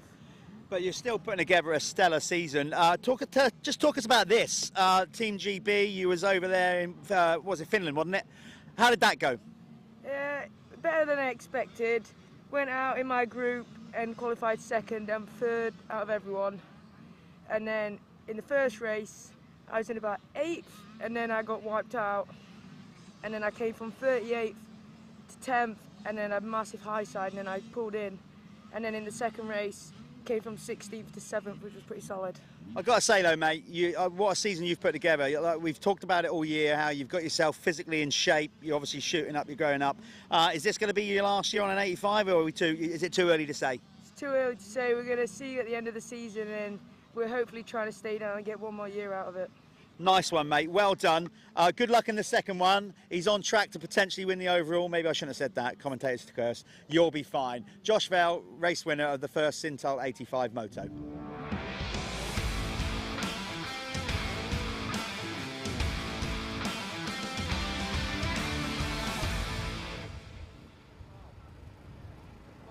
And here we are. This is the 7 MXY 125 and 250s. That means we've got a 125 class and a 250 class. 125s are on 2 strokes, 250s on 4 strokes. They're all youth riders. This is the next generation, and this is their 3rd moto of the weekend, first for the live streaming.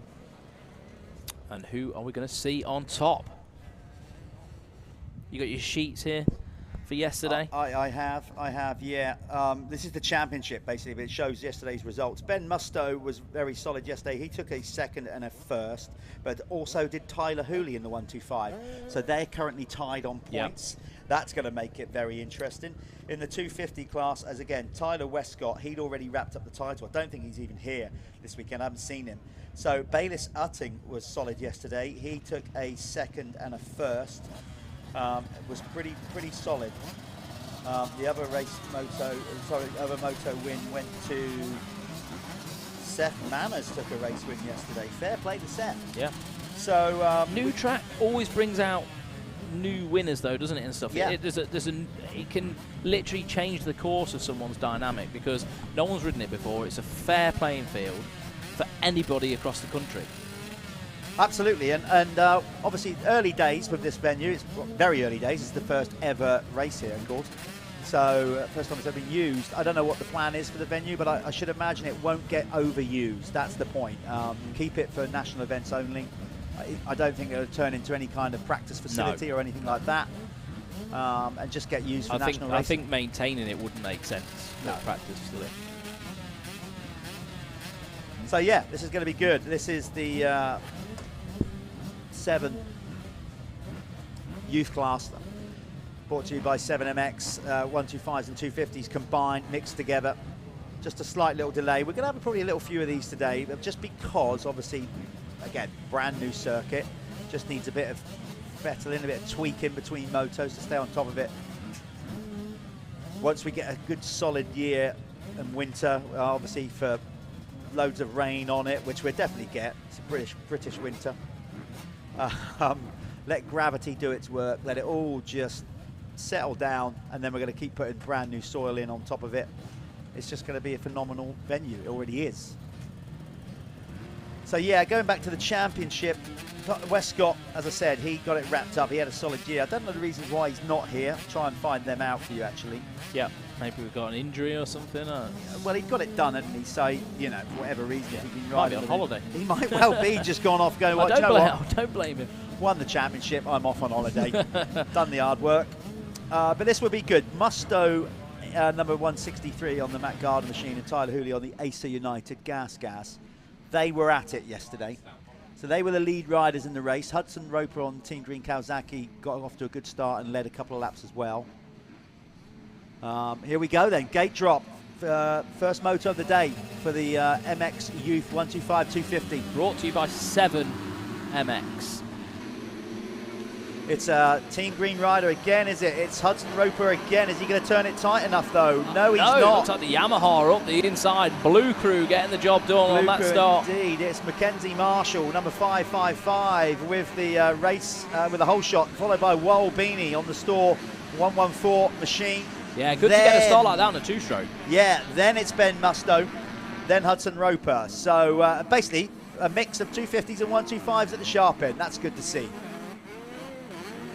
And if you want to keep track of what's going on in the racing alongside the live stream that you're watching now, you can get it up on your phone or on your laptop. You can get the live timing up on My Laps. So go on the Speed Hive app and click on MX Nationals, and you should be able to follow your riders. Mackenzie Marshall, like any racer, if you get a whole shot, you know you've got that little advantage. Just straight away you're like, oh yeah, for sure. I've got clear track, use it. I mean, it's been a long time since I got a whole shot, but yeah, I remember it. Just use it. You've just got to go, right, I've got to take advantage of this, get a good early 2 laps, then try and break the field.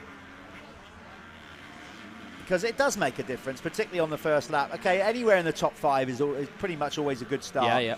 You start getting in and around beyond, like, certainly outside the top 10, it gets messy. You can see how far away the top, like, 4 or 5 guys have already gapped the rest of the field because they're not having to focus on defending lines or anything. They're just able to race forward. Yeah. Now, somebody told me that jump that they're hitting there, you can't quite see. Then the next camera angle, you'll see them landing off that jump. Somebody told me it was about 110 feet. I don't know if it is. I think it's even bigger than that. It is a big step up. I was just landing on the top of it. I need to get my measuring wheel out. But I made a mistake. I thought this step up was similar with the flat top in qualifying, and I just well overshot. Obviously, you raced it. You raced yesterday. Yeah. So, which is the biggest jump on the track? That one they've just come over. That big? I'd say that the tabletop's the biggest, but that step up is the most technical. Right. As in, like, you're having to, like, find a lot of speed through that corner. Yeah. Like, to get over that, you really are stretching a 250. Yeah. Whereas the big tabletop, you've got to run up. You're sort of going over the step up, and you've got to run into it, and it makes it. You're almost coming off the gas. Yeah. You know.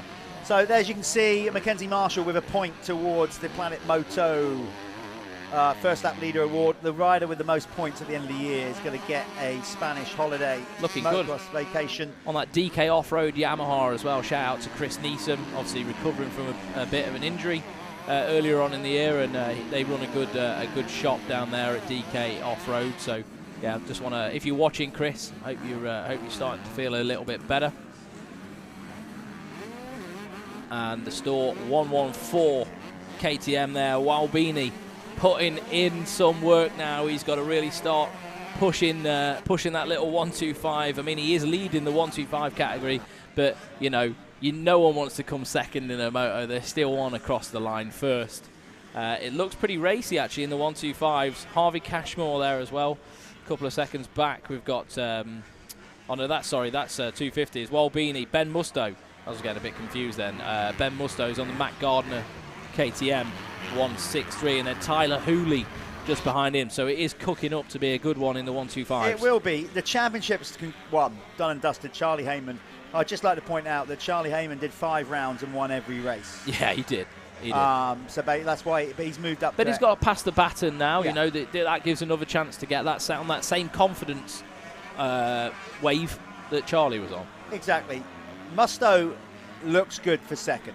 He is effectively coming into this today was 69 points behind Heyman. Obviously, Heyman's already won, so he can't win it.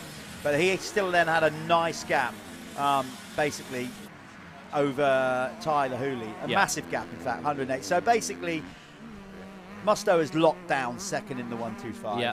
And it looks like Hooley's going to get third. As we said, in the 250 category, Westcott has already got it done. They're all together. I just wanted to point out the 125 guys are all together. Walbini, Ben Musto and Tyler Hooley are all on the same part of track. So we're going to have a good race here for the race win in the 125s. Look, here we go. There's Musto, and then if we just stretch the shot out a little bit more, I think we're going to see Hooley as well. Yeah, see, just in shot there. Right. So this is going to be a good one. It's game on. I know they can't hear me, but lads, entertain us. Come on. Let's get a great, second moto of the day. Yeah, let's get a barnstormer going. It's game on now. There's quite a lot of fans here today as well. A lot of people watching. Good little viewing areas. Good little banks they've built as well for people to stand on and watch. Okay, as Callum's called it, you've got the top 3 125 riders all in shots. Mackenzie Marshall is away with it. Well, he's not too far ahead, He's not too far ahead. I think, Musto's pushing Walbini on, he's sort of caught up to him, and Walbini sort of had to step up the pace a little bit. These guys could go past Marshall. Walbini, that was designed as a scrub jump. Yeah, that's Beanie what he just did then. You've got to have some good ankles for that. Just launched it out. That will be more energy sapping as the race goes on. Big time. clearly that heavy landing takes it out of you. But Beanie pushing, in fact, they are closing on Mackenzie Marshall, all three of them. Beanie seems to stretch it out a little bit more on this side of the track, especially from Hooley. Hooley's losing some time on this part of the circuit and then gaining it back over the other end on the more hard-packed clay area. But you're looking at the 163 of Ben Musto there on the Matt Gardner KTM, pushing that bike as hard as it'll go all the way onto the back of the Store 114 rider, while Beanie, who just made a little mistake in that corner. He just looked like he lost the front wheel and had to give it a quick foot dab. But there's Tyler Hooley, who's coming on that AC United gas machine. Properly put together motorcycle by the guys down there. Nice to see them picking up the youth rider. You know, it was great to see at the start of this season. Yeah, because he, well, basically, the riders currently in 3rd and 4th, they went at it. They did. Last year in the 85s. Yeah. It went right to the wire at Cuss's course between those two. Yeah, it did. It was brilliant racing. So here they are again. They both moved up to the 125 class. They're still racing each other. It's kind of like we got. This is going to happen the whole way through their career, though, isn't it? Of course, yeah, it's brilliant. So Hooley, I think, you know, he's had a couple of injuries this year. The season didn't quite start how he wanted to. See what I mean? This side of the circuit, he's really catching these guys up. Towards the tail end of the year, he's absolutely started to put it together. Oh, Musto, is he going to get the inside line there? So he was going to come over the crest of the spine. It didn't quite manage to get it done. Back across the start straight, just a great layout here of the circuit. You know, so much thought and consideration has gone into it. So yeah, there's lots of lines. I mean, as the track will develop as well. Right now, you could argue, there's not this kind of one obvious line. Just trust us on this. As we go throughout the day, look at that corner. Other lines will open up. Yeah, but later on in the day, that will get so gnarly, they're going to start going outside, and that's the beauty of it. For sure. And then this corner, there was 2 lines as well yesterday. It was, just the flow of the track was great. And then you go into the, that's so tricky. That part of the track, when you land off that tabletop. Because it literally happens like that. And then go into the sand, it's like, whoa. Honestly, the whole bike changes, everything feels different, the ground's different, like it's proper sketchy, you know what I mean? But in a good way, like almost, it's challenging. Yeah, it makes the rider think. Yeah, definitely, Did you find this track, obviously it's brand new, we keep saying that, and we will stress that enough, because if you're new to the MX Nationals, this is a big deal for us, this venue. Did you find this venue, obviously any motocross is physically challenging, we know that. Yeah. Mentally, was this more a mentally demanding circuit? Oh, bit of a mistake from Musto then. Yeah, it was, because, I mean, the only break you've got really is on the jumps. Yeah. You've got to get over the jumps and like literally suck in some air. Because like the difference in soils, and like one corner you can trust your front wheel, the next corner you can't really trust it as much. You need to be a bit more careful. There's so much going on in your head. But what about the jumps itself? Like even like learning the circuit and knowing which jump you're on and all that kind of stuff. It was hard. In qualifying, it was hard. I made a few mistakes. You see where they're coming now? They're going to come around here onto this step up, which is really small. And then you hop into the tabletop. I assumed in my head I had that it was the other step up with a big flat landing, and I launched it and landed down in the bottom of that hole there, and I was like, what? And it almost got lost on the track. I thought, where am I? Like, what's going on? That's the point I was going to make, because that's happened to me on numerous occasions. I remember riding a practice track in Spain before the Spanish GP, and I just absolutely launched what I thought was a 60-foot tabletop. Turns out it was a spine jump. Yeah, it can happen. And I literally took off and went, oh no. Yeah. And I landed so heavily that my carb fell off. Really? Yeah. Wow. How I didn't break my ankles, I don't know. Yeah, close one. I also, one of the tabletops as well, that I think they're coming up to in a minute.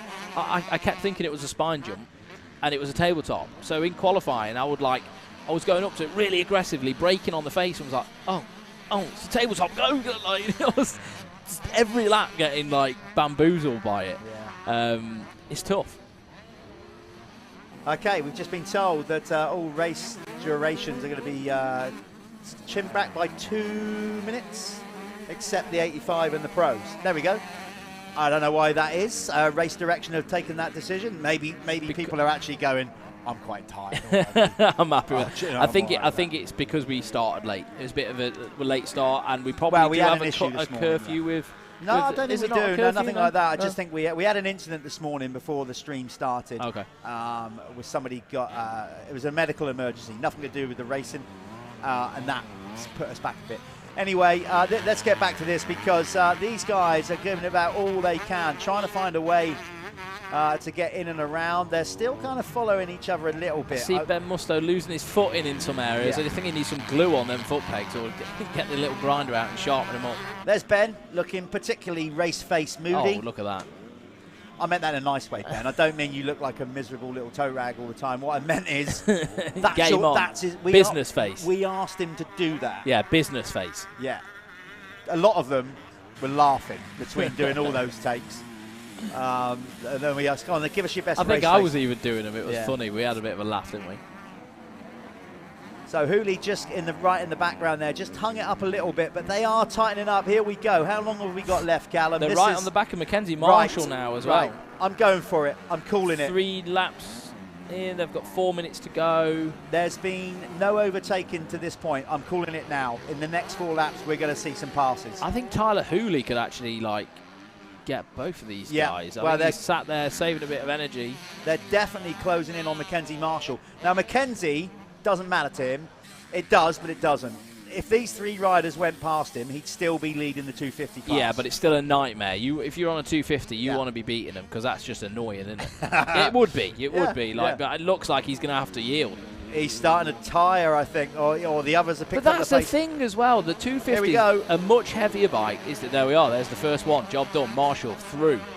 Walbini going through, and it looks like Musto will follow him as well. Yeah, Marshall's. He's hit the wall. He's hit the wall. He's absolutely hit the wall of his energy levels by the looks of it. But what I was going to say... he's pumped up. Yeah, the 250F is a big bike for a kid to ride.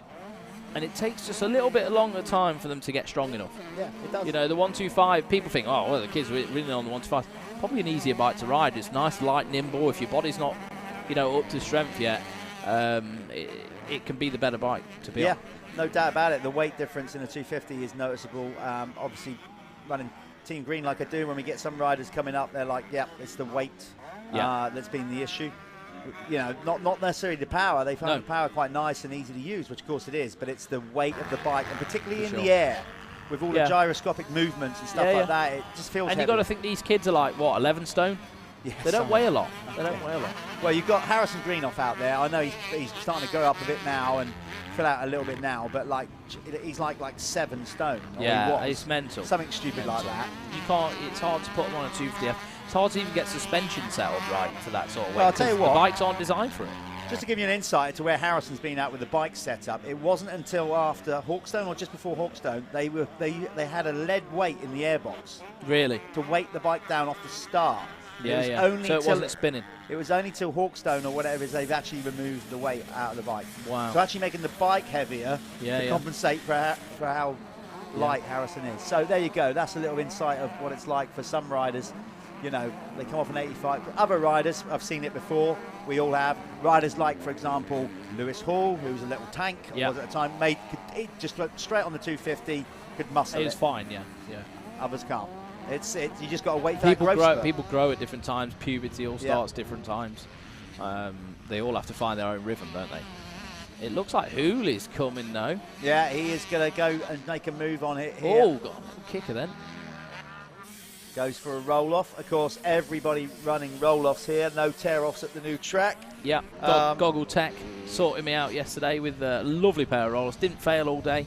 I got roosted. You can imagine if I'm in 20th, I'm getting roosted a lot. and they managed to survive. So big shout out to Bob at Goggle Tech for providing the goggles, and he does for a lot of riders. If you want that service, it's something that they do offer. Reach out to those guys. If you're listening to this in the paddock, it's not just for the pros. You can get your name down, and they can prep your goggles for you every round. If Bob likes you. No, he'd do it anyway. Yeah, as we said, we kind of knew there'd be some overtaking. But Beanie, I have to say, Beanie is the best I've seen him look. He's looking the guy at the minute, isn't he? He is, isn't he? Yeah, because he's kind of, I don't think he's had the kind of year where he wanted to be. I think he'd want to be in front of these guys all year. Yeah. And he hasn't been. No. You know. There's been times where he's just looked like he's underperforming, if I'm honest. Whether that's through injury or confidence or I don't know. But Wellbeing is looking really good right now. Oh, he's got the minerals. He's definitely got the flair. Yeah, well, he's got Booker in his corner as well, hasn't he? He's got a good trainer, good program, I think, with the 114 guys, and he looks great in all that Trolley design gear as well. You can't miss him. Yeah, I think he's been think he's been trained by Lee Dunham. Is he? Right, okay, so okay. If I've got Lee that Dunham wrong. was the few-time AMCA champion? Yeah. Yeah, good guy.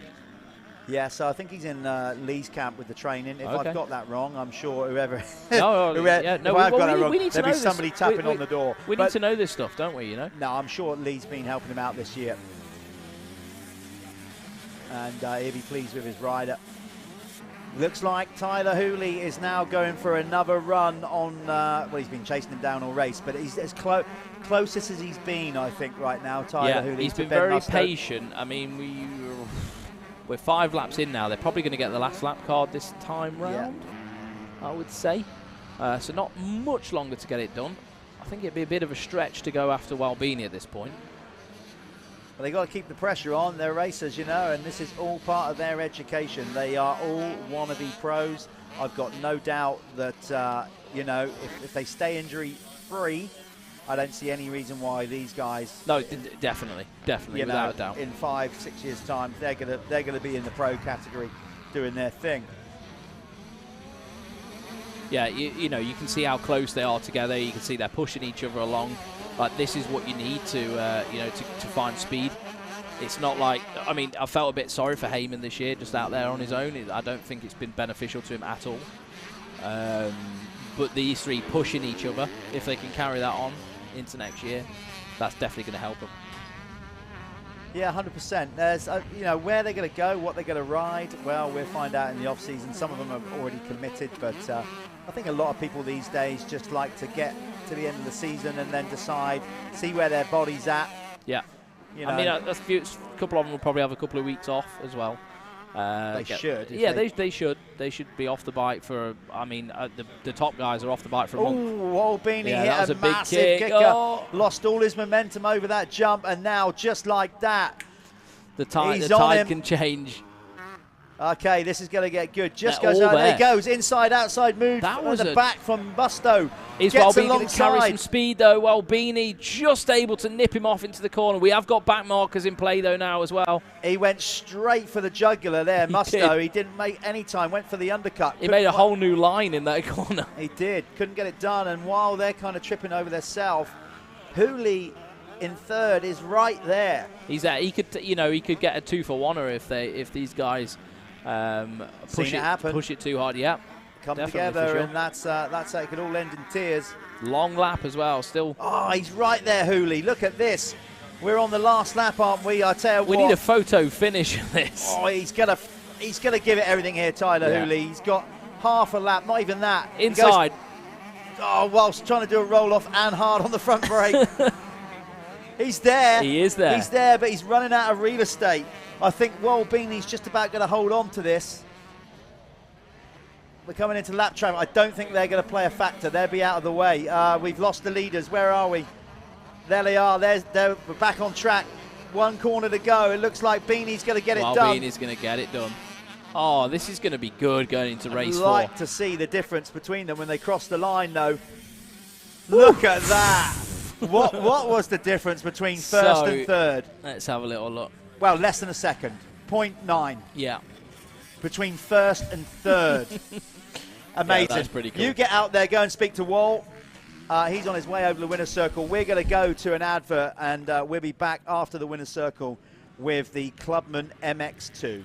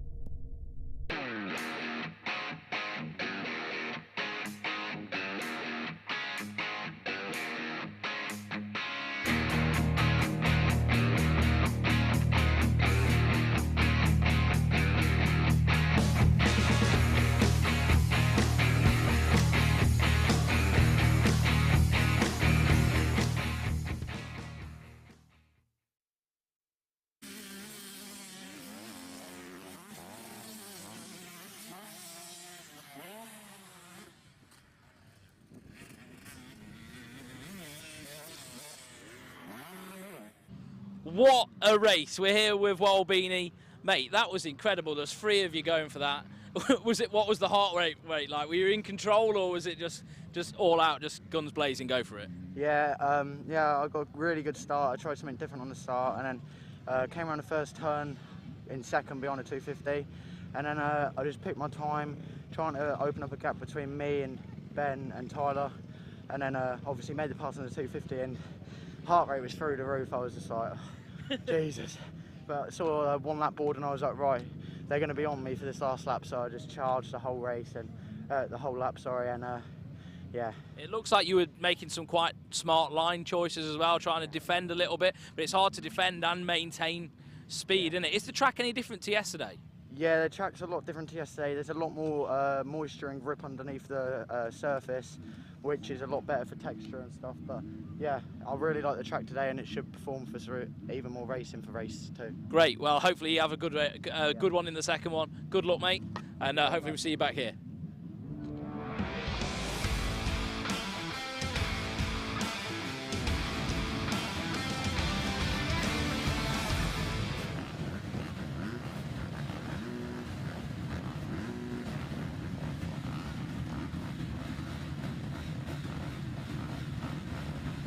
Okay, welcome back. You are seeing the Moto-Connection Clubman MX2 riders about to launch off the line for their opening moto today. Away they go. This one, Ben Wainwright got it done yesterday. Not only did he take both race wins, he wrapped up the championship. He's probably out there riding with a gold #1 on the front of his bike, number 41. There he is up the inside. He didn't make such a good start this time. He has basically, because of the new ruling we put in place this year, he has gone back-to-back titles in the Moto-Connection MX2 class. So, because he's gone back-to-back champion, he has to move up into the amateurs next year. But he does. He does, yeah. I rode his bike yesterday. Did you? I did. What race? I didn't see Race that. 2. Oh, because like? my front wheel collapsed on the Suzuki. So, yeah, it's good. Good. It was a bit soft for me. I was going to say, because he is so small. But do you know what? All due respect. Yeah. With it being super soft, it actually gave me a lot of comfort. Yeah. But it was unpredictable. It was really unpredictable. It felt like riding like when I rode that '89 Honda around Apex for the MX Nationals Day. It felt like that. Like it was like falling and everything. While these guys sort it out, before we go any further, have you been drinking race fuel? Because since you've walked in, or have you like you've put it on as like cologne? No, that's Tyler Hooley's bike. That's Tyler Hooley's bike. That stinks. Not Tyler Hooley. Walbini. Walbini, sorry. Wow. Mate, I've literally got a sore throat by standing next to it. I was going to say, you look more wide-eyed as well. Honestly, I was like, whoa. You know when it just gets the back of your neck? Yeah. Like what you're smelling is just my exhale. Right. Yeah. Okay. Strong, wasn't it? If anybody's on site, don't smoke near Swanee. He might go up in flames. Or near Walbini. Yeah. Stay away from that bike. It's okay. We obviously, as these guys sort themselves out on the opening lap, I can tell you that that's Ben Thompson who's got himself into the lead, number 132. Ben making a comeback to racing this year. He's entered this series as a wild card, but I'm sure he'll be a registered rider next year. But Ben, yeah, making a good start in this one. And that's is that Richie Roberts back there, number 111? I think Richie Roberts got a decent start. Yeah, Richie's like got a severely damaged finger at the minute. I've been camping with him this weekend, and I don't even know how he's riding a bike. It's so damaged. He's had surgery on it. The surgery's gone wrong. Like, he's just wants it off. He wants the finger off. Like, it's that bad. He's had to put a recluse clutch in the bike. It's because he can't operate the clutch. Planet Moto first lap leader. That is going to go to Ben Thompson. A point on the board for him. But as I said, in reality, we've got to get through all today's racing. But I got a sneaking feeling that Billy Askew is going to be taking home that overall victory. Yeah, for sure. Richie's looking good right now, to be fair, on that Ruts Racing Yamaha. He's trying to push, and like I said, it's really hard for him to hold on to the bike at the minute, like super difficult. So I take my hat off to him. And like he's had to put an automatic clutch in the bike because he can't pull the clutch in. So a lot of changes for him. He's even swapped brands. He's gone from the Husky to the Yamaha. So, but yeah, it's working. So what is it? Is it his index finger? Like the middle finger. Oh. The middle finger. So strength-wise in the hands, a lot weakened. Yeah, it's a mess. It really is. Well, fair play to him for being out there then. Good on him. You got to love your racing for that. That was Max Fletcher, number 6. So let's go through. These are all per category. We haven't got a split class in this one. These are all 250 machines, and they're all Clubman. Take it away, Cal. They are. So leading the way through was Ben Thompson, followed by Ricky Roberts. George Boyce there on the number 10 in 3rd. 4th was Adam Paxton. He's a wild card as well. Joe Cooper was in 5th. 6th was Josh Jones. 7th, Max Fletcher. Elliot Pugh in 8th. 9th was Charlie West. And rounding out the top 10, Elliot Cook. Yeah, and I tell you, we've said it so many times. We will continue to say it because they're awesome.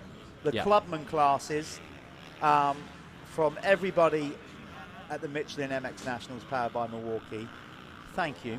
Yeah. And I mean that sincerely, for basically supporting the series like you do year after year. Always nearly full lineups of Clubman. Yeah, I know, mental, isn't it? You are the backbone of the sport. You are the backbone of the Michelin MX Nationals, and we tip our hat to you guys. Thank you very much. You're welcome. And George Boyce has found his way round Richie Roberts now into 2nd.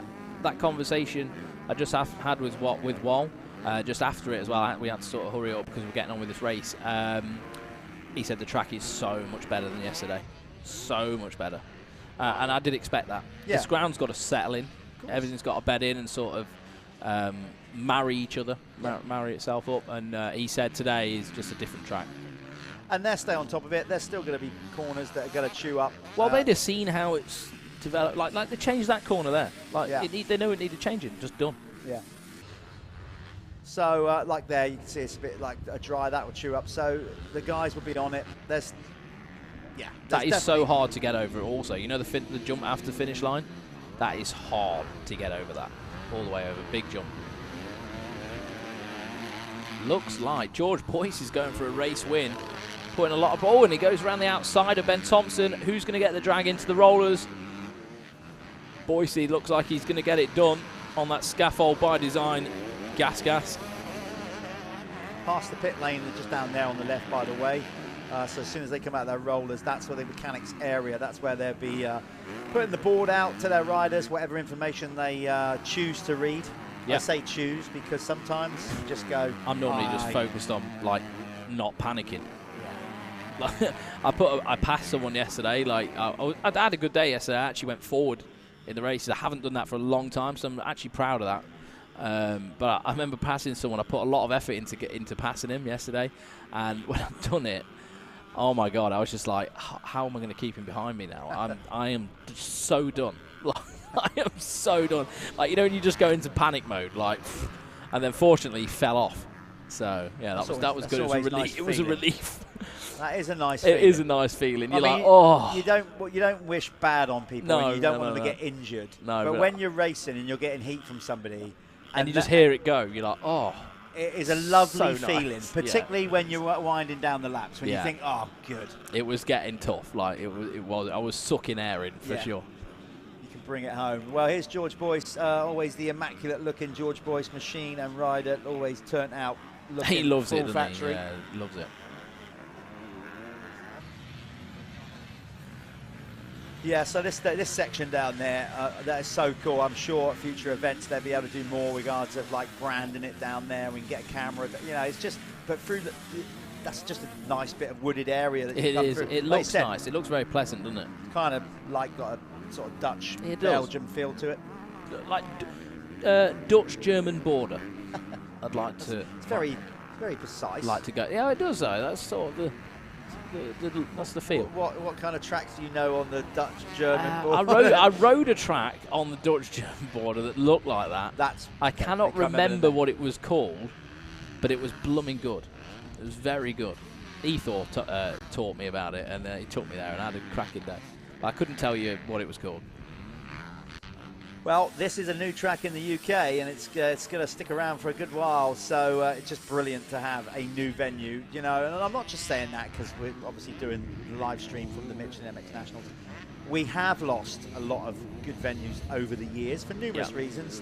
You know, the noise issue, basically venues being used and abused, all those things. Yeah. So to find a new venue is one thing. To find a new venue to the potential of this place. Yeah, and easily sort of maintainable pits and everything. Like, it just works. It works to put on an event here. Yeah. Look, see Richie Roberts now. You can see he's fading back a little bit, and that's what I was saying. He's probably struggling for strength. A lot of strength in that hand. Just saw. I know it's quite frustrating for him. Just saw was it Ty Jones, or is it Ty or Toby Jones? I'm sure it was one of them. Josh Jones. Sorry, I knew there was a fair few of them. Josh was just sort of power sliding around that corner I saw earlier on. He got down to sort of some hard ground. And as I said, that's where you enter the sand section. It literally goes from one to the other. It's so technical there. Honestly, the amount of times where I just I felt the front going a little bit, because you got the two soils sort of sitting on top of each other, and it's not quite mixed together yet. Yeah, pretty sketchy, but it you know, it just opens up a whole new element, doesn't it? See, some of our series partners are there, out there in the well, basically in the middle of the circuit is like a viewing area, so you can get into the middle of the circuit, and you can see the guys from Syntol down there, Lyfelinez, Motoverde, all those guys helping us out. Moto-Connection, big up Jack Colley and the team for basically continuing to support us with the Clubman racing. I don't know what happened with Jack Colley yesterday in the second one. I went by him probably with a lap to go or something, and it looked like he was sort of in cruise mode, so hopefully Jack Colley's okay. It looks like he's having a decent ride this time around though, 15th, so probably a bit more like where he wants to be. I'm not sure what happened, but I was a bit like, I shouldn't be passing Jack. It's great though. You know, it's brilliant to see obviously Jack and the Moto-Connection brand as a sponsor out there racing. Worx, you know, Sports Insurance are the sponsors of the next class, the Clubman MX1. You also go out there and race. Yeah. We've got to do it. Yeah, fair play to you. Fair play to you. I'll tell you what though, did you see Jack set up at Fox Hills Destinations? No, I didn't get a chance to see mate, that. I've got to show it to you. I've got to show it to you. Yamaha Troy. Oh no, Perfect. I didn't see that. Perfect. Fair play. Yeah, obviously we're still tired coming off the back of a great event by Dave King and Doc Wobbs last weekend and the Language Club at Fox Hill for the VMXDN new kind of Evo era. Oh, was that George Boyce slipping off in the background?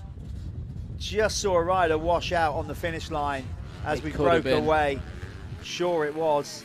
Is that Boise? No, it's not.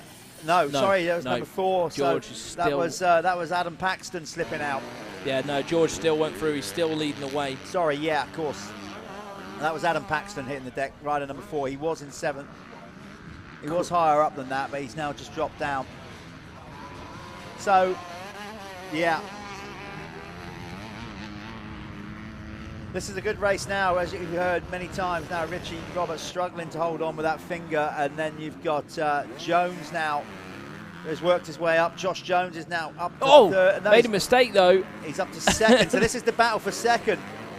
And Richie fights back. Richie's going to fight back. He will fight till the flag. You know, he's a tough kid. Up the inside there.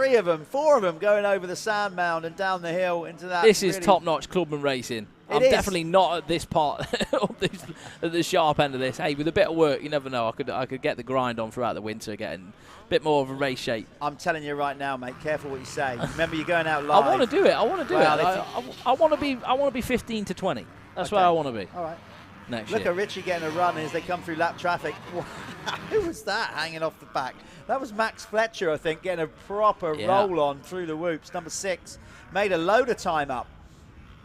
But what a great battle for 2nd. This is a big scrap. There's 5 guys really that could do this. Now the Clubman, you know, they would have found initially, I would imagine yesterday, this venue a little bit intimidating. The jumps are big, whatever. Yeah. But just like youth riders, whatever, you're only going to get better and used to it the more you ride circuits like this. So I'm already seeing riders now more accomplished and comfortable than they looked yesterday. Yeah, for sure. You know, it stands to reason. It was tough. I've got to admit, it was tough on the body as well. Yeah.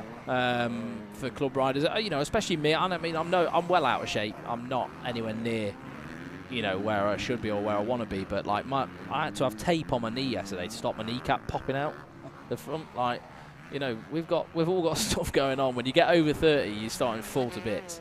Yeah. And it was tough until I dialed it in and I knew what I was doing, and I didn't want to go over jumping stuff, and you know, it was hard. But I'm sure it's better for these guys today. They know where they're going. Track layouts set in the mind, and you can see it opens up some cracking racing, even down to Clubman. Yeah, Clubman level. It's 1 lap to go then in this one. George Boyce is way out front. He's nearly got an 8-second lead, rider number 10. 9 seconds now. 9 seconds, that's there, so pushing it up to nearly 10 seconds. So he's got this one kind of half in the bag. It's going to take a mistake from him, I'm sure, or some misfortune. But Josh Jones is still trying to fend off these riders behind him. He's doing a good job though. He's riding that 250 two-stroke gas really nicely, carrying a lot of corner speed. You know, yeah, doing a good job. Yeah, but Max Fletcher is probably timed this one pretty good. He seems to be turning some good laps, but he's left the door open there for Richie Roberts. Doesn't quite go through it though. He backed it off a bit to pull that roll off, so probably it must have been a moment where he had to clear the lens. Probably got a face full of roofs off the back of that 252 stroke of Josh Jones. Roberts still there. He's in a good position for if anything goes wrong, but I don't think he's going to be able to fight too hard for this second place spot. Maybe he could pick a third place here. Could get Max Fletcher. Oh, Max nearly off the side of the circuit. That's a big jump, that tabletop. That is a really big jump. Yes, deceivingly big. That's the one where I kept thinking it was like a speed check jump and messing up my qualifying. Well, you know the old saying, innit? When in doubt, just pin it. No, no, no, you're not a lover of that. Not at my age. No, not at all. Sure, your age. You're just a wee young pup. Not in my head. Old, very old. Grandad rights. Oh, no, because sorry. There was a groan of a man that realises his 50th birthday is just round the corner. You know what? I'm only 30. I need to sort it out. I need to get in shape. So hopefully next year I'll be in a bit better shape. We'll hold you to that. I want to see a real Rocky Balboa maybe we could do session. a thing. Maybe we could do a thing over the winter. Keep people entertained with me going to the gym. I want to see you running through towns with a load of kids chasing after you, jumping over benches. I want to see you running up mountains. I want to see that as well. I want to do that. It's just putting that into making it a reality, you know. Do the whole Rocky 4 thing where you're out there, you know, none of this modern technology gyms. You're out there like doing it. Lift, out there like in the just wild. lifting dogs up and stuff. Yeah, like that kind of stuff. Chasing chickens around courtyards, that whole thing. Here he is then, George Boyce. I'm going to get out of the booth and go and catch up with Boycey, because if he throws it away from here, well, there we are. He Crosses the line. Nearly a 10-second lead for the number 10 of George Boyce on that lovely scaffold by design. Gas. I know he's big time supported by Off-Road World as well, with all the Fox gear. Always looks immaculate, so big shout out to him and all the guys in his corner. Josh Jones crossed the line in second. Third was Max Fletcher. We're going to sit this over to an advert now, and then you'll be joining Jeff in the winner's circle with George Boyce.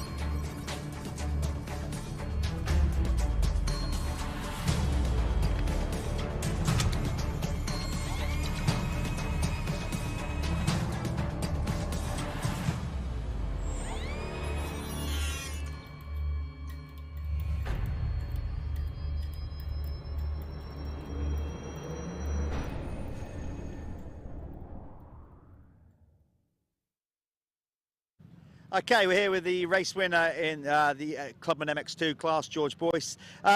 George, we say how you look full AMA, don't you? You always present yourself well.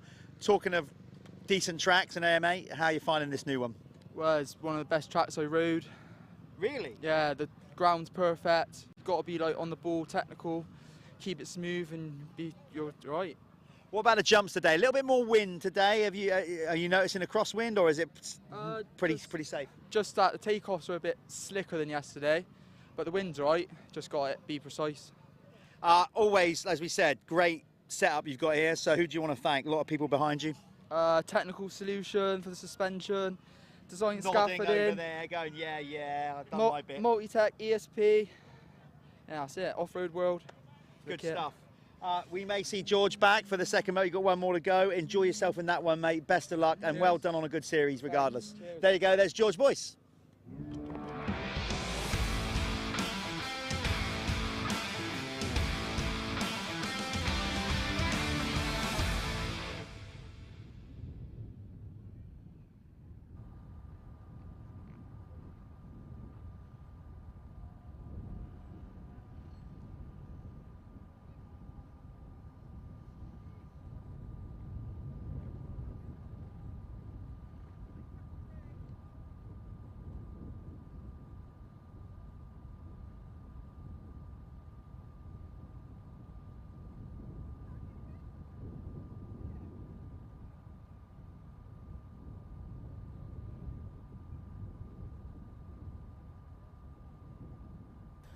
Right, this is me, Callum Swan, and this is my class, the Worx Sports Insurance Clubman MX1. So yeah, that's the brand at the bottom left, Worx Sports Insurance. You can see a banner on the back as well. You know, we pride ourselves on being riders, sorting out you guys' insurance. So it is me who you get to talk to. It's we've got Lauren Collingwood, Jan Howells as well. We all ride motorbikes. It's you know, insurance for riders from riders. So if anyone out there watching the stream wants to get their insurance sorted out, income protection, life insurance, family income benefit, whatever you need, shout out to us. Get onto the website, fill in a contact form, and one of the guys in the office will get back to you. And there we are. That's my little spiel done for the day. I still, yeah, which is great. I still haven't sorted out my insurance for you yet. Jeff, mate, we it's need because to... do you know why? It's because you're too busy dealing with I everybody know. else. I know. You know what it is. You know, mates rates and all that. I'm not asking for mates rates, but you know how it is. You kind of, you know, you got to look after your main consumer. Yeah, of course you do. To be fair, I've kind of said I'd get insurance, and then I kind of stopped riding by about April because I just got so busy. Hey, do you know what? Like, but I will be coming to you for insurance. It's one of them things, you know. People, if you're doing a sport like this, you need it. And I say it time and time again. Like, if you're the guy out there having fun, and your family's with you, all supporting you, and stuff like this, and you might be the breadwinner, then just cover your arse. Yeah. You don't want to make your family doesn't need to suffer because you're having a good time if it goes wrong.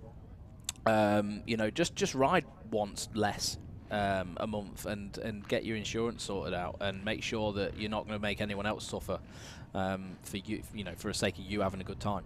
That's it. Absolutely, wise words even coming from you. I know, mental, isn't it? That's mad. So listen, in this one we got the Worx Sports Insurance Club and MX1 class yesterday, but basically clinching the deal after yesterday's result was Connor Baldry. He has an unassailable lead of 63 points with only 50 on the table today. So Connor... His dad did say to me, we need the champagne job on the live stream. Yeah, I haven't... We ain't got none with us. Well, I certainly haven't bought any. No. I mean, I'm not that decadent that I carry champagne with me. I mean, everywhere. He needs to come running over here, doesn't he, with a bottle, and we can get yeah, it done. if we can get Connor over, regardless of the race result, yeah, and find his championship-winning plate somewhere, which somebody's got. If that his dad's somewhere. listening to this now, get that sorted out, and we can get something sorted. So yeah, he wrapped it up yesterday. Mitch Best, the Thunder from Down Under. It's just we can't. He didn't have an Australian rider race in the series and not do that. It would be scandalous for not to do the obvious. He didn't have a good day yesterday, though. I was talking to Mitch, and he was pretty stressed out. Well, he's got to have a good day because he's only got 9 points between him and Grant Martin for second and third in the championship. Billy Saunders was pretty consistent yesterday, but Grant Martin yesterday was solid. He had 2 seconds. Yeah. And then Mitch having a bad day. So, yeah, that's the battle to watch. Connor Baldry, rider number 2, has got it signed, sealed, and delivered. So in this one, we'll keep an eye on Mitch Best, number 53, and number 36, Grant Martin. They're the ones that have got to go in for second and third positions in the championship. There's Connor, number 2, this year's champion. You can see there's Mitch, 53. Mitch Best there as well. And there's number 36, Grant Martin. Intense. You can feel the tension, can't you? Adam Reeve has been pretty good as well in the Planet Moto First Lap Leader Award, but he missed a round. And if he hadn't missed a round at Cusses, he could have probably been leading that points, because he's had a load. He's currently on 10. Got a bit of info on... No, he's not on. He's on 13. Got a bit of info on James Thompson as well in the number 0. Because last time round I was like, what is with it, the number 0? It's not. Is it a number? Like what? No one really does that. I was speaking to his dad last night, and he gave me the insight on it. When he started racing on 65s or whatever, showed up to his first race, they didn't pick a number, and in the program he was number 0 because they didn't pick a number, and he was like, well, we'll just run that. And I'm like, do you know what? That's cool. He's stuck with it his whole career since he was on like an auto, I think, actually. Yeah. We also got a classic Clubman. We got a rider We've got an enduro bike. We got an enduro bike. You see his light on. 4 from the left, 5 from the left. Awesome. Here we go then. I expect good things from Adam Reeve. He's been pretty good yesterday. Took both moto wins. There he is in second. There's your man out front, but he's run it wide. Oh, just run it wide. Thompson just missing the apex of the corner then. Yeah, so Adam Reeve with another whole shot. He took both moto wins yesterday, and he looks like he's right there where he needs to be again in this one. Excuse me. Grant Martin is there in second. Where's Mitch Best? Back in 5th. They're the two we got to keep an eye on for second and third in the championship. Not the best to start. He put himself in a half-decent position off the start. Jeff's just pressed his cough button. You all right, mate? No, he's not all right. We'll get back to this then. Don't die. Nasal drip, we call that, guys. Nasal drips. Old people things.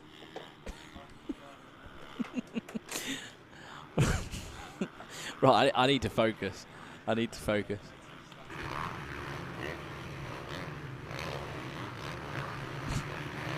I've just got to compose myself.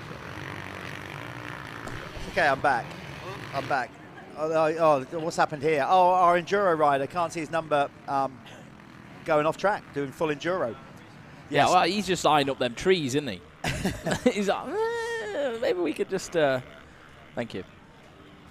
So there's Mitch, as we said, number 53 coming. It's just a great story. If you haven't been following the Michelin MX Nationals, sorry, we're having technical malfunctions here in the booth. Callum's just opened a can of water, fizzy. Look, yeah. Anyway, we could have nearly blown up all our equipment. I'll try and concentrate on this while Callum now mops everything down. I'm going to mute Callum a minute. So, yeah, sorry about that. Anyway, back to the racing. It's all going off in the booth here. Grant Martin is there, he is, and Mitch Best is right behind him. So, what was it? 9 points in it. So, coming into this race today, that's another 2 being gained. So, that'll take the gap down to 7. So, yeah, these are the 2. This is for second and third in the championship. The championship's already been decided by number 2, Connor Baldry. He is your champ. There's a Planet Moto First Lap Leader Award for Adam Reeve. He currently sits second in the standings behind Billy Askew. I'm back. He's back. That was chaos. That's never happened. That was just chaos. I don't get what happened there. Oh, no, I don't, because it's not even fizzy water. It's just steel. And it just exploded. Yeah. Anyway. Right, Adam Reeves on screen. I think he's on actually one of Dylan Walsh's old bikes, isn't he? Yeah, he must have bought it from Revo. It's got the MXology engine. He's got all the WP suspension there. Pretty cool bit of kit, and he looks good in that gear as well. Is that EMIX? Well, it's basically a play on words. You pronounce it MX. Oh, okay. Okay. Well, it looks good. Yeah. And they're doing good some cool stuff. Yeah. Yeah. New brand. The guys, they're from like over the East Anglia way, I think, aren't they? Essex area or whatever. They do some nice gears. Yeah, they do. It looks smart, that's for sure. So Adam Reeve in control at the minute. It's got about a 3-second gap already back to Grant Martin, who's there in second. Maybe just over 3 seconds now. So Adam Reeve putting in a good heater lap. But there's the Thunder from Down Under. Mitch Best putting in his best effort, and he's working the back of Grant Martin right now. Well, he knows he's losing more points. Yeah, he has to beat Grant. Just as I was saying earlier before the water explosion, obviously just a great story. Mitch, for those of you who have not been following us all year, actually is from Australia. We started to do the live stream through COVID. He was sat at home in Australia thinking, I'd like to go and do that. Yeah. Because he saw the live stream, and a year later he packs his bags and here he is. It's mental, actually. It's like proper mental story. Yeah. And it's just great. And I tell you what, he is a thoroughly nice chap. So it's good to have him race in the series with us.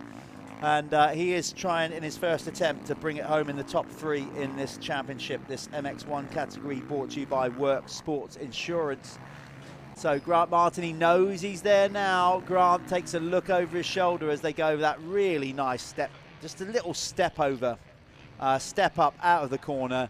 And then the suspension, you come down that hill before the big tabletop.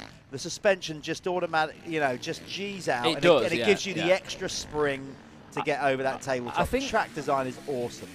I would have Mitch been running it up Whoa, the inside. There we are. That's a job done on Grant Martin, right across the line as well. I think I'd have been more comfortable on a 450 around here, for sure. The jumps are big, especially for a clubman who doesn't carry enough corner speed, like myself. Yeah, the 450 I think would definitely be a better bike round this track. So he's going for the, Mitch is on it. Like you said, he didn't have a good day yesterday. Well, maybe he's kind of given himself a damn good shake-up overnight and sat there and pondered his life last night. He might have. He did. This is not an Australian pun, but maybe there was some obviously people having barbecues last night. Last night maybe he just sat around the barbecue, typical Oz style, sank a few and thought, I've got to get mine together tomorrow. He did. I think. Well, I had a little chat with him yesterday, and I was like, "What's up, man? Like, you don't seem yourself, sort of thing." He was just a bit down in the dumps. He was like, "I'm better than that." And he is. And he said, "I've got to come tomorrow and be better." So he's A game, and he's chasing down Adam Reed, who, to be fair, yesterday Adam didn't really have much of a challenge. He got good starts in both motos and was never really sustainably challenged. Now it looks to me like Mitch Best is starting to close in here. Well, looking at the gap, I mean, as they came through the line, it was 2.6, probably a little bit less now. It just depends. How's Adam going to deal with a bit of heat like that? Like he's not really had a lot of heat. No, if he's got out front, he's normally sort of checked out. So. He has, hasn't he? Most races he's won this year have been like with good starts and staying out of trouble, but hasn't had too much heat. If we have someone who starts applying a bit of pressure, I think like Mitch is he's good like technically as well. You always see Mitch, he's taking good lines and stuff. Yeah. The 53 there at the Australian, Mitch Best could he could work his way up and take a race win. He could do it. We've seen him do it. Yeah, absolutely. Adam is full of confidence, of course. The previous round at Hawkstone, he clean swept the race meeting. He was good. He was really good. He was absolutely like in another league, really, round Hawkstone. Obviously, Sand's his thing. Here, it's a bit of a mixture of both. So there's obviously areas on the track he's going to feel, pretty comfortable on. That was nicely done by Mitch. It was, wasn't it? Yeah, Wheel it down the landing almost. Hit the downside perfectly there with the power on. I don't know what Mitch's favoured conditions are, and obviously what tracks he gets to ride in Australia, but I should imagine they're not too dissimilar to this. No, from perspective, I think the tracks over there are probably similar in the sense of the scale. Probably not quite as, I don't know. He's closing. But scale-wise and like, speed-wise, I'd say that they're quite similar, aren't they, over there to this circuit? So he's probably, favours it.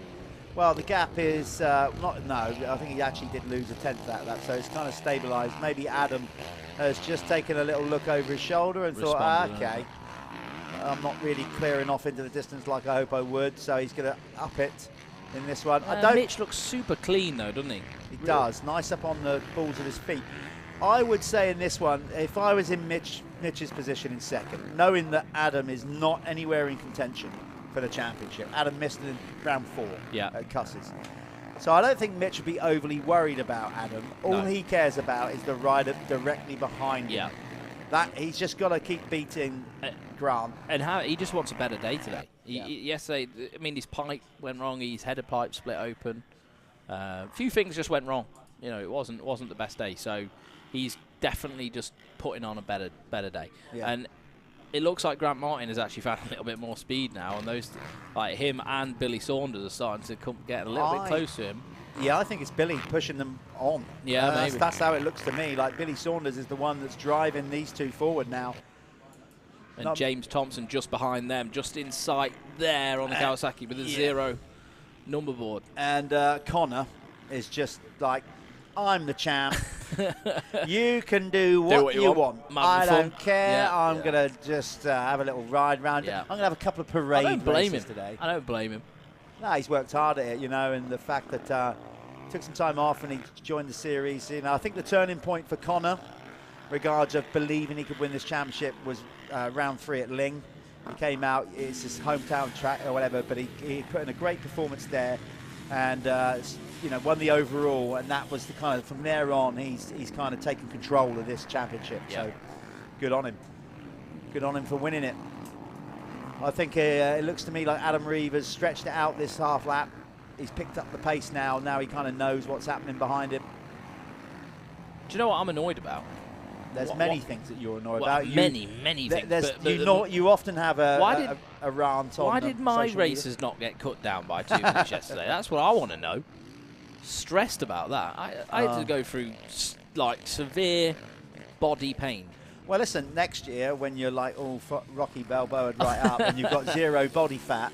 Yeah, I don't know about that. You'll be all right. Someone went to me, Swanee, what, you were a bit stylish on that tabletop there, stretching your leg out like that. And I was like, no, mate, that was just cramp.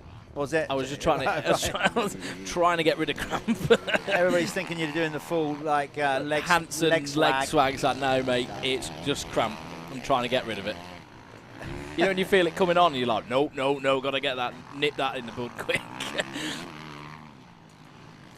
Grant Martin, I like the Grant setup. I like the setup as well. The black rear end, blue front end, and then like the fast house kit. Very American. Understated. He you know, less is more. He hasn't blasted it with a load of colours. It's just a nice look.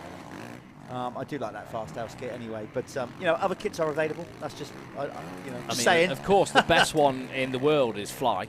Flying 7. Flying 7, yeah. The best kits in the world, best helmets in the world is obviously Bell and Fly. Quite right. Not only are you absolutely doing your bit for the people that make this stream happen, but you wear them anyway, don't you? Why would you want to wear any other goggles than Oakley? Do you want to be blind? Like, no. Wear Oakley goggles. Keep your eyes safe. It's true. I mean, without these guys, you know, supporting the stream, so big up to them, you know, and all of our sponsors, you know, no doubt about it. As we said, up next, by the way, if you're wondering what the race order is, coming up next is the amateur class. That is brought to you by Motoverde, the premier salt-free bike cleaner. But it's not just that; they do all kinds of kit freshener now. They've got chain lubes. We've got the arm pump that's massively popular. Yeah. I'm sure all these guys are getting that massaged in before their races. The arm pump is mega stuff. You can even squirt it in your bath as well. Have a little bit of a menthol bath. Did you hear that? Yeah. Nice. Yeah, good stuff. Well, there's Mitch. As you can see, Adam Reeve has responded, the race leader. He's like, that's as close as you lot are getting. Yeah. I'm done with that. I'm clearing off into the distance. He's just got a good flow, hasn't he? Yeah. He's now out of that. Before he was in that camera shot. Now he's gone. Can you see the track? When it was in that perspective just a second ago, you can actually see the individual tyre knobbies in the dirt. Prime. It is literally like Play-Doh. Well, as George Boyce just said in the previous interview, he just said it's unbelievable. Just amazing track, one of the best he's ridden. Which is always... It makes you want to keep riding, though. It excites you, doesn't it? Yeah. So, you know, to have a brand new venue come out literally off the bat and people going, oh, it's the best track I've ever ridden. And it's the first time we're here, and it's not even evolved, it's not even tweaked, it's not, you know, there's still opportunities going forward of bringing in even better soil, like nice topsoil. And like to do that on a flat piece of ground as well is quite hard to do. Because, you know, often to make a good track, you do want elevation, bits and bobs at hills, but they've managed to do it out of a flat area and be so super creative with it.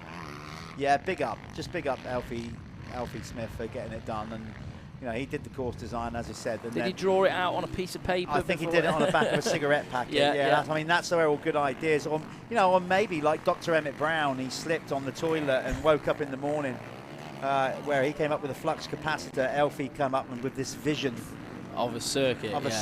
Yeah. Either way, he's done a great job with it. And then, of course, we brought in, again, I'm using the royal we. Justin came in as well, Justin Barkley and Johnny Douglas Hamilton, and there you are. I mean, there's the three premier UK track builders. Well, European, or for even Europe, Yeah, well, Justin do a lot of the GP stuff, don't they? Justin and Elfie rushed back from Brazil. Yeah, they were over there building a Supercross track in Brazil. And really? And they come straight back from here and started this build and got the whole place done in 10 days. The whole venue in like 10 days. Mad. It is madness, isn't it? It is madness. Good on them. So I think we're on the last lap. So Adam will be speaking to you, Callum, and next time out in the winner's circle. Get yourself out there. Still half a lap. I'll bring Adam round. Hopefully he'll know where to go, because obviously yesterday the guys didn't have a winner's circle to attend. Because match best on this last lap is now right on him. When did that happen? Is Adam? I think Adam slowed up a bit too much, thinking he's got, or has he got a puncher? He seemed to be sliding everywhere, coming down that landing. Let's try and see. Back end seems to be going all over the gaff. Or is that just his line trot? I don't know, but all of a sudden what was 4 seconds is less than a second. Waste day. You wouldn't be launching that with a rear wheel puncher, I can tell you. So no, I think he might have just got caught up in traffic, and Mitch Best has closed in on him, but it's going to be too little too late. It's going to be a race win, another one on the weekend for Adam Reeve on the Kawasaki. Here he comes. There's Mitch Best taking second. Reeve across the line. Checkered flag for him. He's going to go and speak to Callum in winner's circle. Best just fending off Grant Martin at the line. Great racing, fellas, in that Worx Sports Insurance Clubman MX-1. We're going to go to a quick advert. When we come back, Callum will be down there with Adam Reeve. You found it. This thing sets you free. It makes you feel immortal and exposes every weakness. This thing can hurt, but it teaches you how to overcome. And that's exactly why you do this thing. This thing is what makes you great. Embrace it. Believe in it. Be who you are. Cause you woke up in the morning with initiative to move, so I make it harder. Think about it, so many people do be cool and look smart. The world time has come to.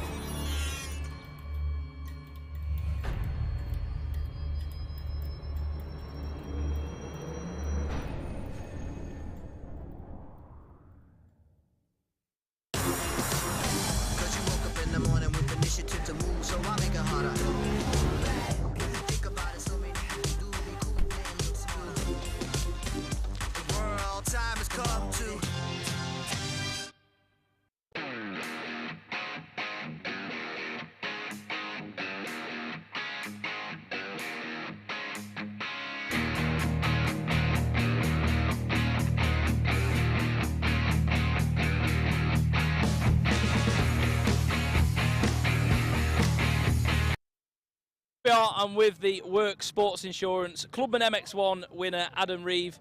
Mate, that was a pretty intense last half of the lap there, wasn't it? Yeah. And getting a bit tired. Yeah, the track's already getting rough.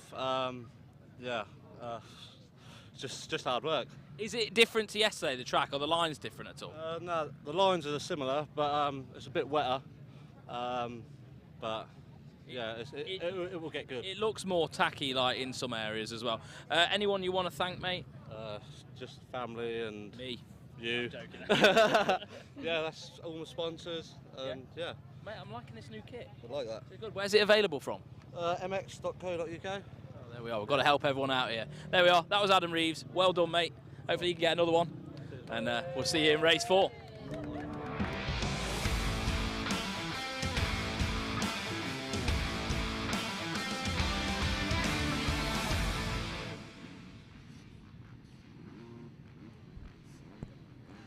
Nice one, Cal. Yeah, so he's down there talking to Adam, who's going for the clean sweep. He's won all 3 motos. Remember, we were racing yesterday. We only live streamed the Sunday. He had 2 motos yesterday. So this is the 3rd moto now for the Motoverde amateur class. But the first moto of the day. Yesterday was some good racing in the amateur class. It always is. In fact, let's be honest, every class at the Michelin MX Nationals provides good racing. Yesterday, in this one, Harry Bradley took the opening moto win, but then didn't have such a good second one. And then Callum Gordon was had a 3rd and a 2nd, and he's pulled the whole shot by the looks of it. But Josh Greedy took a race win yesterday, and Josh is right there, looking good for the overall. Greedy, he had a 2nd and a 1st yesterday, so he finds himself in the lead. Luca Pegg, he is currently leading in the MX2 category, so we're back to a split class here. We have MX1 riders and MX2 riders together. Luca Pegg basically wrapped up the championship yesterday. Or was it, could have even been the series before? No, I think he just got it done after the 1st or 2nd race yesterday. So the rider in 2nd, he is your 2022 Motoverde Amateur MX2 champion, and he is going for the jugular. Pressure off. Luca Pegg is now your new race leader. As you can see, we're still putting water down on the sandy areas down there. Now, if you're wondering why are we putting water down when it looks a bit cloudy, a bit overcast, it's because of the new track build. Because we've had a drought in the southern area of the UK, a lot of the soil was really loose and difficult to work with. So there's not much moisture in the ground. So by putting water down, it's actually going to save the deterioration of the track. If it starts to dry out, because the soil's so loose, it's just going to sort of blow out everywhere on all these corners. So we're putting a little bit more water down, more than what we would otherwise normally would do. So that's what we're doing with that, basically, in case you were wondering.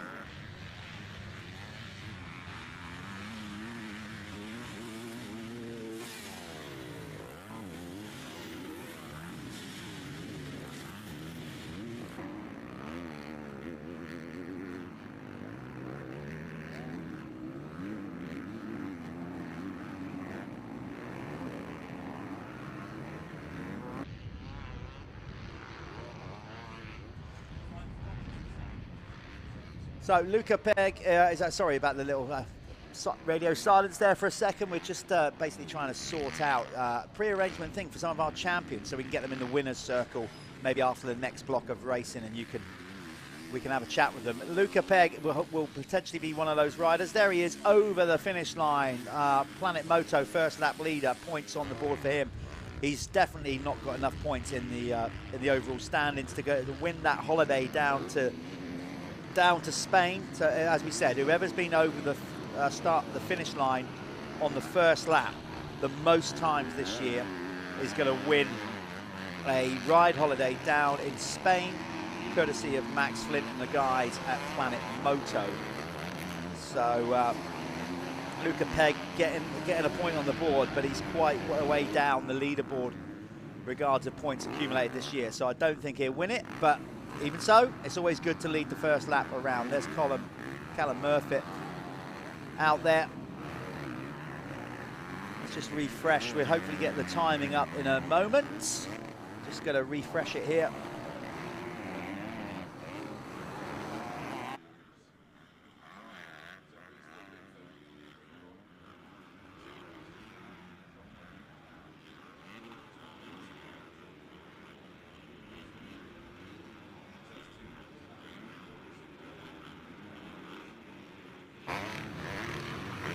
It's Josh Greedy is looking good as well out there. He's a wild card on your timing screen there. That's for whatever reason we don't put the full names in of the wild cards.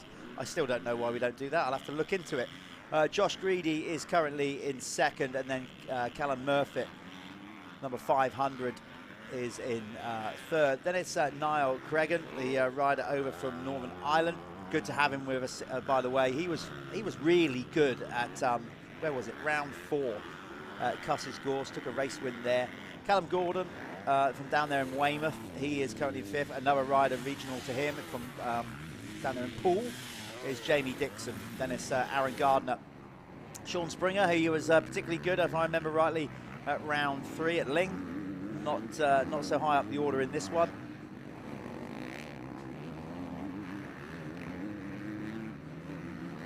So just as you can see, just gonna get it onto live time in here, which we've got. And we will be able to tell you exactly who's doing what regards of the time difference. But yeah, Luca Pegg leading the way, and he's already got the championship done. As we mentioned, Josh Greedy. Up next, of course, we'll have the expert class, by the way, brought to you by Race Effects. And then it's the pros. It's going to be the Lyfelinez Fastest 40, incorporating the Leatt MX1 category that's already been won, by the way, by Harry Kulas. And then it's all about the 250s. Jamie Carpenter and Tom Grimshaw. We are going to have a new champion in MX2. While Callum is out there, he's gone out into the field. He's gone out there to sort out some awards, try and get some champagne for some of our winners or whatever. Very conveniently, Dave Garland has now jumped in the booth, which is great, because Dave loves to chat and can commentate as well, which is great. Dave, welcome to the booth. You've got your son Liam back riding. Let's just first very quickly talk about that. How does it feel like as a parent to have him back? Wow, you know, I think every parent will tell you. I think we live every race on every corner like they do, and hey, for sure, we've been away, I think, maybe 5 or 6 years, if I'm honest, in terms of this level. And yeah, he, you know, it's great. He's older now, more mature. His knee's no better, but I think he manages it better now. You know, he works 5 days a week, but he's in the gym. He's a hard worker, you know. And hey, listen, I'm as proud of him as most parents are of their kids. And yeah, I've missed it.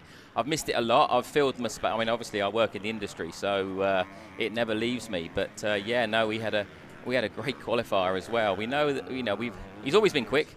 He's always liked to crash, and I think as he's got older, he's just learned to, you know, ride a bit more mature. Yeah. So yeah, so all good. So yeah, the speed was real good this morning. So.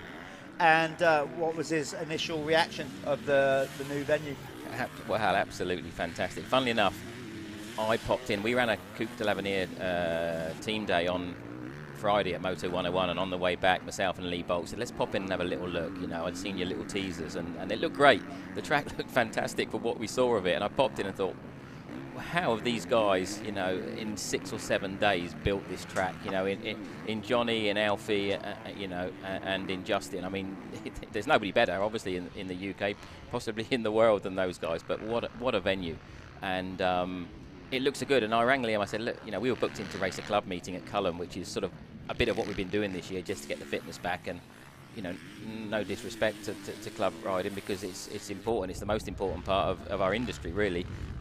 There would have been nobody there to really challenge him, and we thought, you know what, let's just stick our toe in the water. And yeah, I mean, what a venue. I cannot believe how good it can be, and it just shows you with, you know, with Paul and Neil at the helm as well, and along with Clinton, it's incredible. But if the will's there, the tools are there, and the land is there, what can be done in the UK?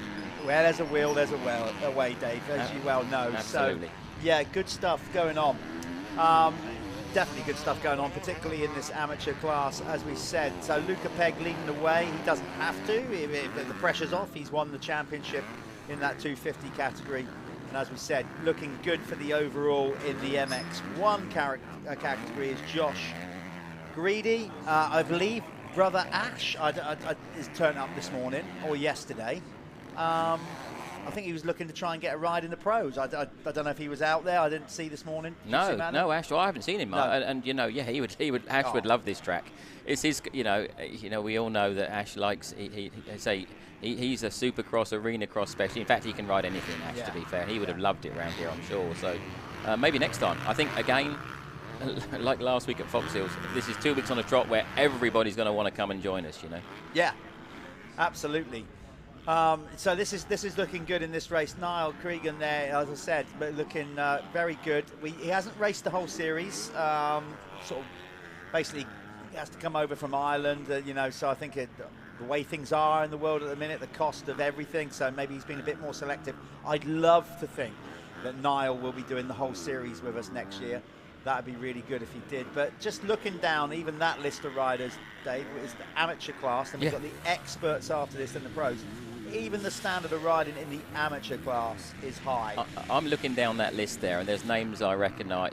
You know, Callum Gordon, Jamie Dixon. You know, those guys wouldn't look out of place. You know, maybe not in the mix, but they wouldn't look out of place at the British. You know, you got guys like Lewis London King, 17th there. You know, Lewis, Jack Seaborn, these guys can ride. Absolutely. You know, these guys can ride. And I've got another friend of mine, one of the guys who helps us out with Liam, Steve Turby. Now, Steve's 40-odd years. He probably won't mind me telling. He's 41 going on 21. But Steve, he just rode in the amateur 250 race, in the race before this. And I think he probably won't want me to tell you this, but I think he finished 20th. But realistically, he's probably top 10. He can ride, you know, he's ridden British back in the day when he was probably 20. In fact, he rode at Gore Basin many years ago. So, but these guys can ride, and this is great. The skill level of motocross is just growing year on year on year. You know, whether it's through coaching, whether it's through bikes, whether it's through the tracks. But the skill level of these guys, if this is the amateur class, then well, you know. But on the flip side, I had another, again, like we have a lot of friends out there. Ian Shepherd is a sidecar passenger who's just started riding solo. He said, Dave, I came last in that race, in the previous race. He said, I loved every minute of it. But it's the only way he's going to improve. Absolutely. You know? That leads nicely on to my next question for you. Dave, we've both been around the block, and there's always this kind of debate that when we talk about the evolution of the sport, evolution of motocross, and the tracks in particular. You still get a lot of people saying, oh, you know, old school, so it's not what it used to be, but the sport's evolved. A circuit like this it's just got to be a good thing for nurturing our young talent. Absolutely. They have to be riding tracks like this if we're going to start putting British riders back at the forefront on the European and world scene. Absolutely. I mean, we have to do it, don't we? If absolutely. we keep riding old school circuits, they're never going to evolve. Yeah, people talk about, you know, grass and off cambers and blah blah blah, but which I love. You know, we all love. We all love. You know, hey, listen, if I want to get on a bike today, in fact, the only track I'd want to ride would be a flat field with a few corners in it. But this is where it's at. We've only got to look at, you know. I had an interesting debate last week with Tommy's situation at Fox Hills on why he wasn't going to ride, and you know that he'd been pulled out because there's a championship on the line, and you know, does Tommy Searle sell bikes? Are Honda sales going to be affected by it? Maybe, maybe not. Where do we look? We look at the Lawrence brothers. We look at Tim Geiser. We look at the state. You know, these guys are riding these tracks day in, day out. The kids are growing up on these tracks. So, you know, for us, you know, and say, well, we'll lead on to the coupe, but and the World Juniors. But for us to provide, to produce a really truly competitive world rider, we need young guys on 65s, 85s, etc., growing up on these tracks. Absolutely, because I highlighted earlier on in the broadcast how some of the Clubman riders may have found it like quite intimidating to begin with. But that's no different than a kid, you know, like when you learn and evolve. So even for the Clubman riders, if we get more Clubman riders riding circuits like this, it's only the first time, second time, third time that it becomes sort of a bit intimidating. Once you're kind of used to these size jumps, that becomes the norm. Yeah, absolutely. Yeah. So, you know, and I'd like to point out they're big jumps, but they're safe jumps. They are. And that's the difference. Yeah. Like, you can, you know, there's all very well having big jumps, but these have nice roll tops, long landings. Yep, absolutely. You know, you can come up short. You can be 10 bike lengths difference and still be safe. Exactly. Yeah. I noticed that yesterday. So they're huge, they're big, but they're safe, and that's the difference. Yeah, but I think they're also for the public, for the spectators, for the guys who've never been to a motocross event before. It's pretty spectacular. And I mean, you know, yeah, it takes a certain kind of kid to get on a motocross bike, you know, but you know, we have a mixed bag. You know, there is, you know, we can sort of say, yeah, he's a typical kind of motocross. He's got to be brave. He's got to be a bit crazy. But these guys are skilled athletes, you know. So yeah, absolutely. We're going to get onto the coupe in a minute. In the meantime, before this one wraps up, let's give you a running order of the top 10. It's Luca Pegg leading the way. Again, a split category, so you've got MX2 and MX1 combined.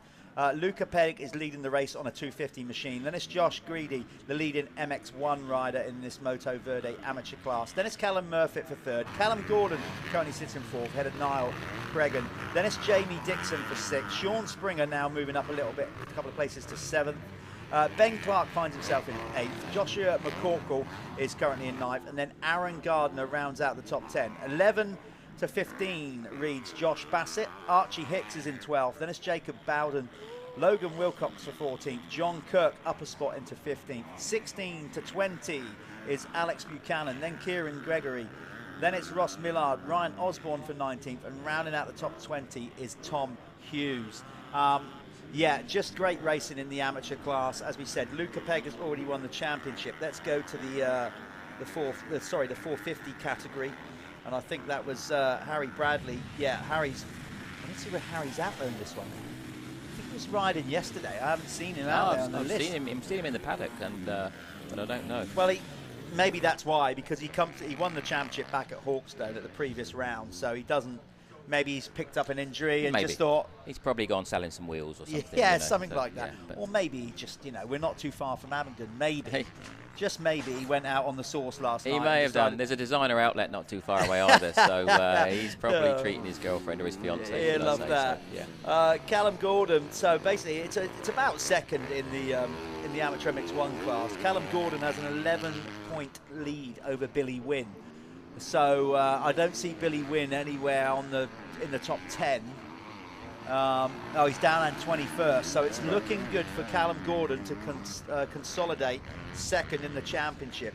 In the MX2 category, Dan Bruff went out. He's obviously got injured, so he sat out this weekend anyway, which Luca Peg was leading the championship anyway, but that basically handed Luca the title. Logan Wilcox, so Dan Bruff is still currently in second. Looks like he's going to finish second in the championship, and Logan Wilcox will get third by the looks of it. Big points difference between those guys, all three of them. So it's really between Callum Gordon, number 611, and number 99, Billy Wynn, to sort of work out who the top three are going to be in this championship. We must be getting down to seeing the last lap board. I didn't see it last time around, but what we've got left on the clock there, 16:20. Yeah, so we've taken, so it'd be one lap to go if we're not already on the last lap for this man, Luca Peg. He's put together a good season, Dave.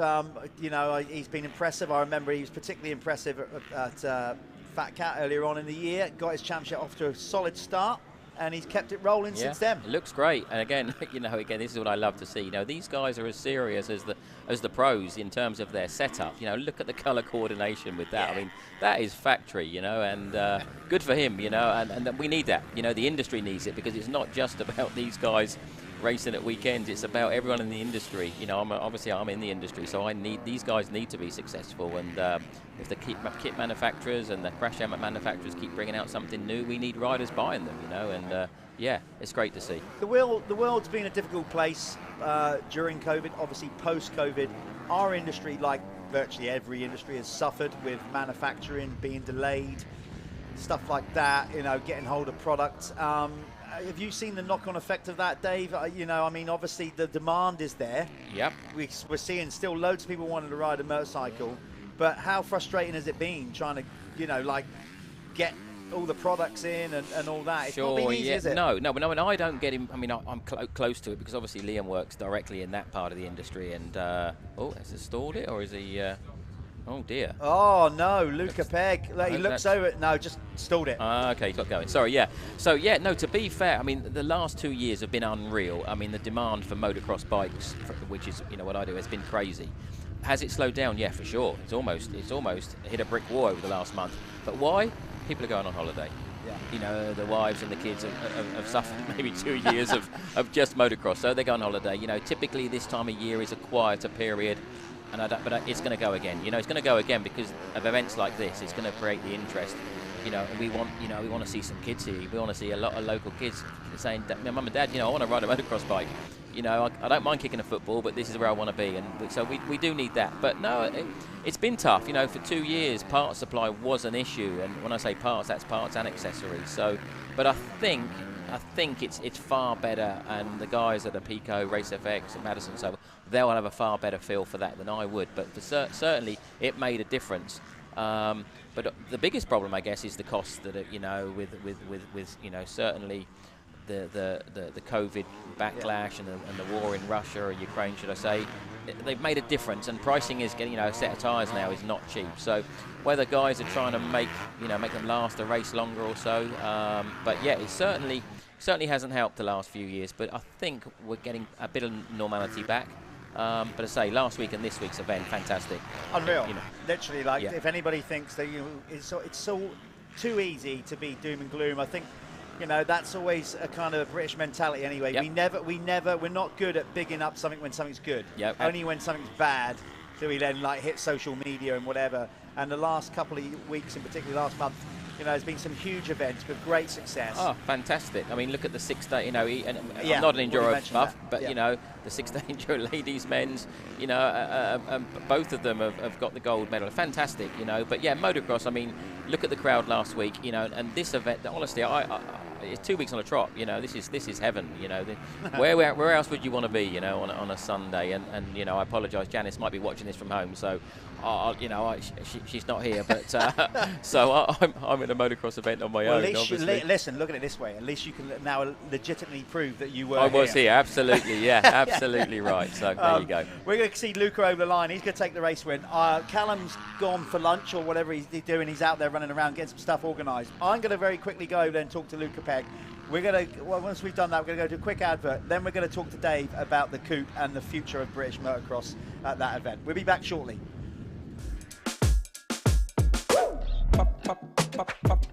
Julep, julep, julep.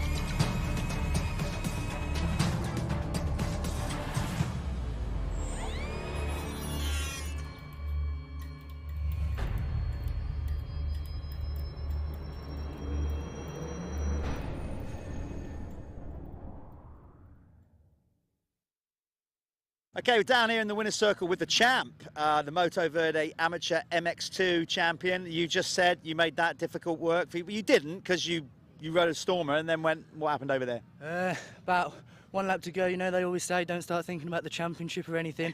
I thought about coming across the line, next thing I know I've stalled it in a corner, but I said to everybody a good start would help me, and I led the first lap, and look what happened.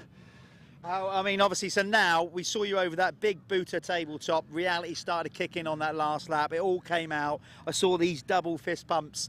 What does it feel like to win the amateur title, the MX2 Motoverde title? Oh, it feels brilliant.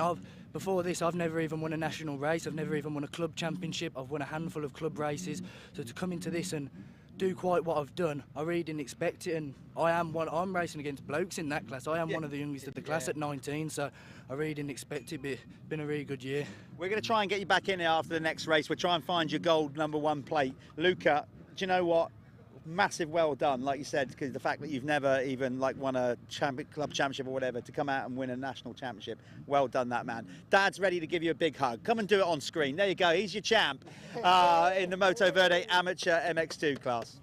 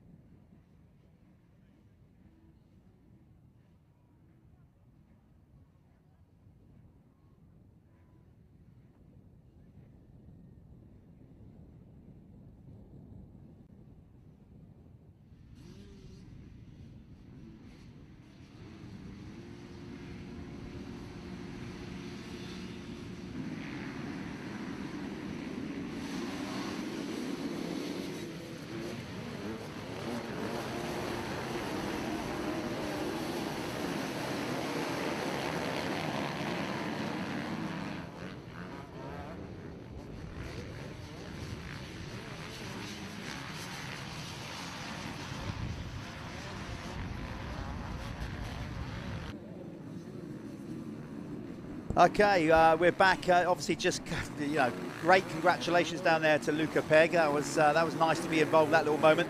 This is the RFX expert class, and perfectly for us to talk about the Coupe event.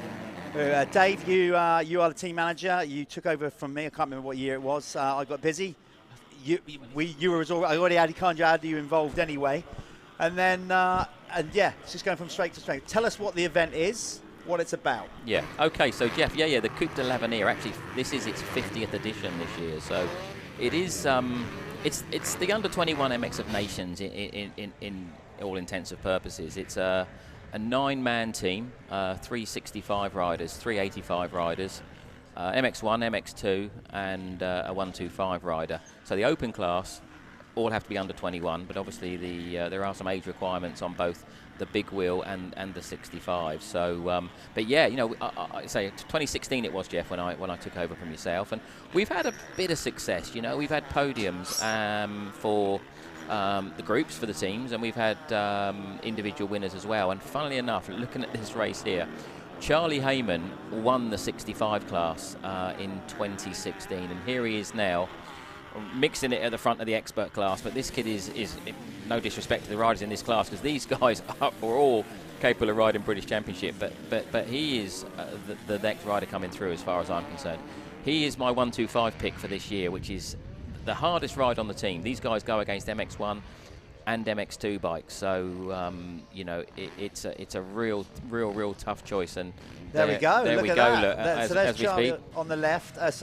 Yeah, and Tom Grimshaw on the right. So talking through, I mean, we this year we've done it a little bit differently. Typically, I'd pick a 9-rider team, 3 of each in each class, and hope and pray they weren't injured before the event. And if they were, it made it so difficult to try and find a replacement, because we'd forgotten them. We'd not mentioned or not invited them. So this year we did it differently. I got 3 other guys to help me out, because it's tough, as you know, to do it on your own. So I got Mark Morris on board, and we all know the story of Mark, but that guy is just what the guy is doing for the sport behind the scenes is unbelievable. And hopefully I've got some better news in a week or two to tell you. We're working with the ACU on the future with that. But I've also got another guy, Lee Bolt, who's been around the sport for a long time. Not a lot of people know Lee, but he's our social media guy, and he's doing great with Instagram and some reels and so forth.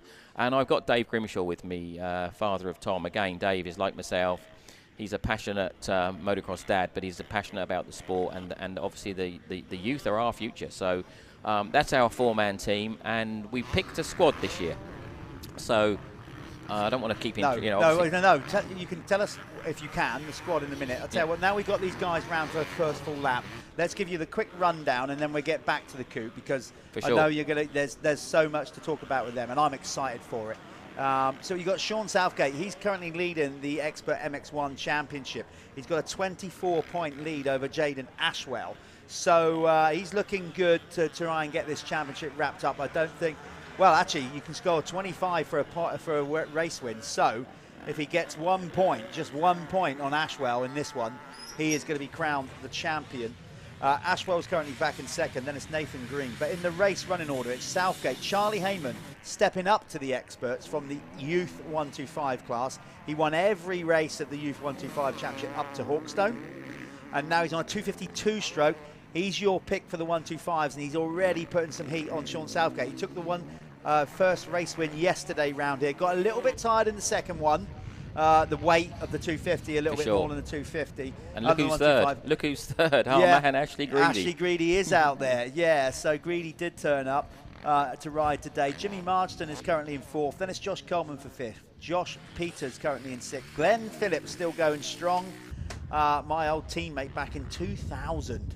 And if you want to learn how to ride, I mean, Glenn, we all know. Glenn's a short guy. He likes his food, I think, bless him. But he's a great guy. I don't think he'll mind me saying this. If he does, he will win the fight.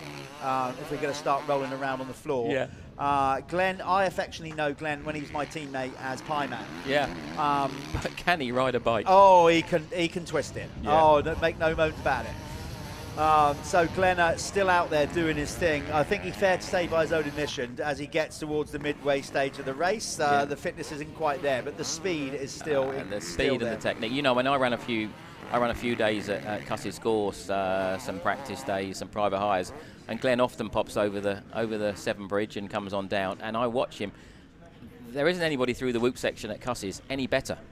And that's from everybody. The guy just knows how to control that throttle and where to position himself. But, you know, he certainly won a lot of championships in his youth and through into, obviously got to Grand Prix level, so we all know his ability.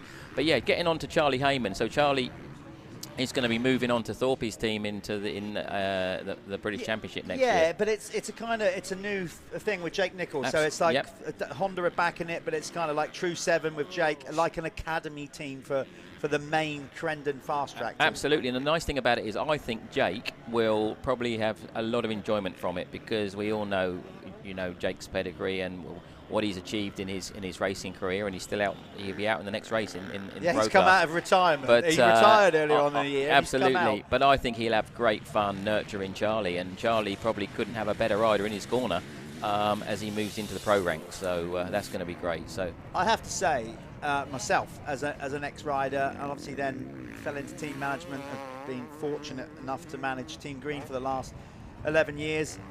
It is brilliant when you feel like you're kind of putting back, and particularly when the riders start to take heed of what you're saying and you see the improvement and all that stuff that you learn down the years that you can then just pass it on. Absolutely, it's a very rewarding position to be in. I have to say, not, you know, sometimes obviously like anything, or as a parent, you're pulling your hair out, or what hair you got left, like me. You know, you're like, oh, why are they done? But it's part of the process and the enjoyment. Sure. See, I mean, Springer's just put a fast. Southgate's just put a fast lap in there. Sean's a great rider. Sean's from the Eastern Centre, probably the fastest centre in the country. They have a lot of great riders there. And I see Charlie's lost his front number board. Now that's going to probably play on his mind. He doesn't want that going in through his spokes. It will be a distraction. So that will be a distraction. But he's probably been there before. You know, these things aren't new. That problem's not new. But we'll be interested to see how he manages this race. And but say he's my 1-2-5 pick. So I'm absolutely over come the moon. Let's get on with this. We need to get on with this. How many can you announce? Well, I can announce all of it. Right, go for it. Because we've got again, we've got a lot of young kids coming through. But I have gone with Sam Nunn again, MX2. Sam, 5th overall last year. Sam's had a bad year in comparison to where I truly believe he could be. In fact, he's riding MX1 today, but Sam's MX2. Tom Grimshaw, MX1. Tom's 2nd overall last year, and only second to Tom Guion, who is riding GPs this year. So gives you an idea of, both the Conan brothers were there last year, and Sam Nunn dusted one of them up. They didn't like it too much, but I got a lot of confidence in our open class team, which is fantastic. We then moved down to the 85s, and this again, we picked a squad. So we knew the hardest thing was who not to take. It's always difficult, and these guys all make a lot of effort. I have gone with, and I'll give you an idea of a reaction of a rider who didn't get picked in a minute. But I have gone with Josh Vale. Josh, outstanding year. Now people say, Billy Askew. Well, Billy's too old, unfortunately. There are some age restrictions, and Billy was too old to go with. So Josh Vale, Charlie Richmond, and Freddie Gardner. Now, all three, I'm over the moon with. There was a couple of riders. I mean, added to the squad, we took some small wheel riders. So Statty, Robbie Daly, Alfie Geddes Green. And there are more. Win Stanley's boy. There were, etc. There was definitely some good 85 riders coming through. But the one for me was Jamie Keith was disappointed not to go, and he made a point yesterday. He came 3rd. I think he beat 2 of the guys who were going, which was great. And I said to Jason, his dad, I said, you know what? That was a reaction I expected, and I like to see. And of course he's disappointed. Everybody wants to ride for that and represent their country, and it's no different in the 65. So again, we're looking at the 65. We picked a stop. We had 6 or 7 riders going. We've got a couple. We've got Harry Dale in Europe right now. He couldn't make it. He has the ONKs. Brian Giles has come across, and again Brian's in Australia, but it still doesn't detract away from who we're taking. We've got Arthur Moore, who's currently 3rd in the championship. We've got Casey Lister 2nd in the British Championship, and we've got Marty Spires who's leading. So we're taking our top 3, and it's great. It's a team event. 9 races for the 9 scores for each group, except the 65s who have 6 scores. They have 2 races. So for the overall team, it's all those points to count. But for the event itself, it's our best. We can drop 2 results. So it's our best 7 from 9, and so everybody plays a part. And we're seriously going there to win it. I'm telling you right now, people, if you've never been, it's a brilliant event, regardless of going to support our youngsters, Team GB. It's a brilliant circuit. It's the same circuit every year. It's about an hour and a half, hour 40 off the boat or the tunnel. Easy to go to. Brilliant atmosphere. They've got they do a rider's presentation. It's all great. They've got plenty going on for the spectator. Just a great vibe. Nice viewing circuit as well. Fantastic. If you can make it, go. What's the date, Dave? 1st and 2nd of October. And as I say, I don't think it clashes with anything significant. We would love as many Brits to be there as can make it. Hanging over the fence. It's a proper old school track. It's one of Joel Robert, the great Joel Robert's old tracks. And bless him, Joel used to come. He was coming up until maybe the last 3 years. So fantastic. There's for the parents. There's trackside beer tents. So Jupiler is on tap there, which is great. But it's just it's a great event. We'd love to see as many of you can. We're also, and I've put my begging bowl out here, we get a bit of help. We get a little bit of help from the ACU. Never enough for the elite riders in our country to represent represent Team GB. So we're doing some fundraising. We've also got some personal sponsors for the team, which is great. We need as much help as we can get. So anybody who can help us in any way, shape or form, then we'd appreciate, any contribution. We can run your logo, which, again, for some, it's just a part of being part of something. It doesn't add any value to their business, but it gives us it gives us the kind of funding we need to go there in style. The French, the Italians, the Swedes, they're all fully kitted out. Head to toe, the team manager with earphones and communication. We're a little bit behind them, but I think this year we're making the effort, and I really do think we can bring home the gold. I know we can. Brilliant stuff. So that's the coup. Get behind them, follow them on social media, and as you said, if you want to jump on board, chuck a bit of money to the guys' way, it all goes there. While we've been talking about that, which I'm really excited about, what have we got going on here? What you're seeing there, that is 6 riders. They are racing. They are all that close together. Basically, you've got Ash Greedy, Josh Coleman, Sam Atkinson, Jaden Ashwell, Jimmy Marston, Jack Lindsay, just all... Josh Peters. Yeah, Josh Peters. Within all 3 seconds. Yeah, basically 3 seconds. 6 riders, 3 seconds. I'll let you do the maths on that. You can tell you how close they are. Heyman and Southgate are away with it. You've only got to look at the timing screens. Is sandwiched in between them is Ash Greedy just doing his own thing. But then from Coleman back to Sam Atkinson, Jaden Ashwell, Jimmy Marston and Jack Lindsay. Look at it. What a race going on between these guys. This is proper racing.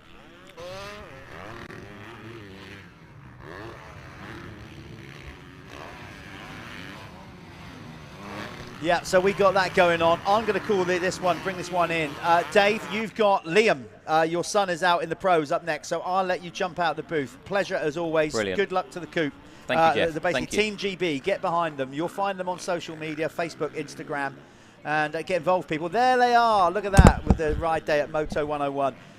Bring it home, boys, over there in Belgium. Let's hope they do. Right, we're going to bring this one in. Sean Southgate, 5-second lead. Looks like he's going to win this championship in this moto as well. Charlie Heyman, another 5 seconds back. And then we have got Ash Greedy, Josh Coleman, Sam Atkinson, Jaden Ashwell, Jimmy Marston, and then Jack Lindsay.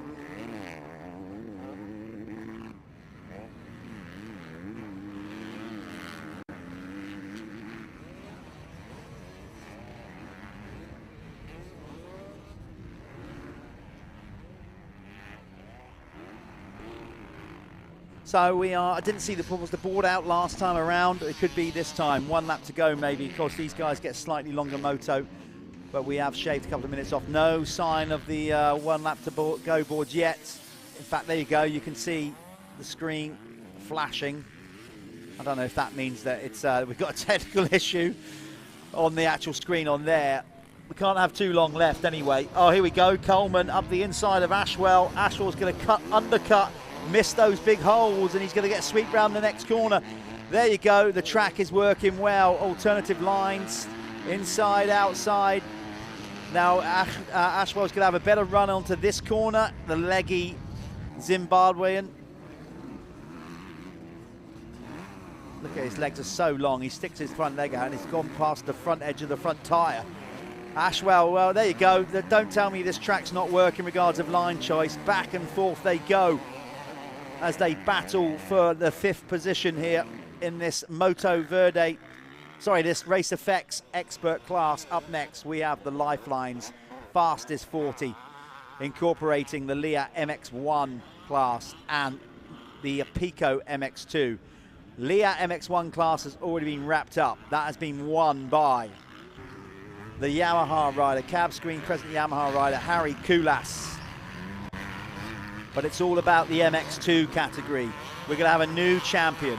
It is either going to be the GRT Impact Machine of Jamie Carpenter or the Chambers Gas, I think he's on, or just Chambers Racing Husqvarna of Tom Grimshaw. There's not much in it. There is not much in it. Sorry, guys, for my absence. How did the chat go with Dave? Great. I'm all fired up about the Coupe event now. The youngsters, the under-21 Motocross Nations, 1st and 2nd of October over there in Belgium. As I said, short journey from the tunnel or the ferry crossing, and it is a brilliant event. Just trust me. When is that? 1st and 2nd of October. Do you know what? I quite fancy that. There's nothing else on. Might bring Coupe. You should go. Yeah. It's brilliant. If you listen to this, Mel, pack your bags. That's news to the missus, because you're off to Belgium. No, I would actually like to go watch that. It's an awesome event. This is bread and butter pudding, by the way. I can see and smell it. Thank you. At least you've stopped Are you smelling into like that, you no longer smell like VP race Mr. fields. 12. Yeah. Yeah. Okay, we are bringing this one in. It's going to be these two are still going at it. Ashwell. I spoke to Charlie this morning. He just said, it's a bigger bike to handle, man. Like it tired him out. Yeah. Tired him out. It will. It definitely will. I mean, a 252 stroke when they start getting away from you. I said, well, you let Southgate beat him. He went, I can't beat him yet. not all weekend. I love the way that first corner is working out every time. Jaden Ashwell hasn't quite mastered that corner. He's maybe he's hit the wall a little bit here because the previous lap around he let Coleman snuck up the inside and he done it again a lap later. So Jaden, I think you need to start looking at that inside. Yeah, I think Jaden as well, like being a bigger guys use a lot more energy. And this track, I imagine, just going off like riding it myself, you have to be quite leggy around here. There's a lot of standing up, a lot of sitting down. You got rollers, lots going on. I think for a taller guy, probably burn a lot of energy out. Yeah. So it might be what's happening. I don't know. Probably try and get a chat with him at some point this afternoon. There is Josh Greedy. Not Josh Greedy, sorry, Ash Greedy. Josh was out in the previous race, the amateurs. But Ash turning up today and going in the expert class. He is a very distant third, but he's all on his own. Yeah, but it's not a bad ride. It's a good ride. Yeah, he's got nobody really around him. Here's your race leader. He's going to get the 1 lap to go board, I think, this time around. He's got that little bit of plastic hanging off the bike. That will annoy him more than hinder him. I think so. Flapping around. Is it the front number plate? No, on the Honda, they got that extra little bit of plastic that goes over the exhaust. Oh, okay. I thought you were on about... Sorry, Heyman's got his number board. Literally, Sean has something hanging off the right-hand side of his bike now. I don't know if Charlie's finally lost his front plate or if it's still hanging. No, it's come off now, isn't it? Yeah, it was it was just hanging off the brake, the brake hose, which hopefully he hasn't lost the front brake or anything. But that would have been very annoying for that. Nothing worse. No, it just distracts you, doesn't it? Oh, I see the exhaust guard. Yeah, I've got it.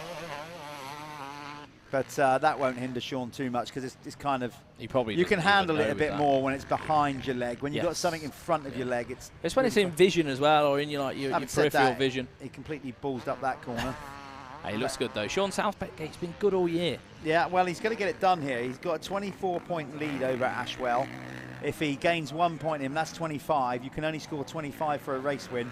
He's going to clearly pull more than 1 point on him. So if Southgate brings it in, there you are. He's our champion in the MX1 category.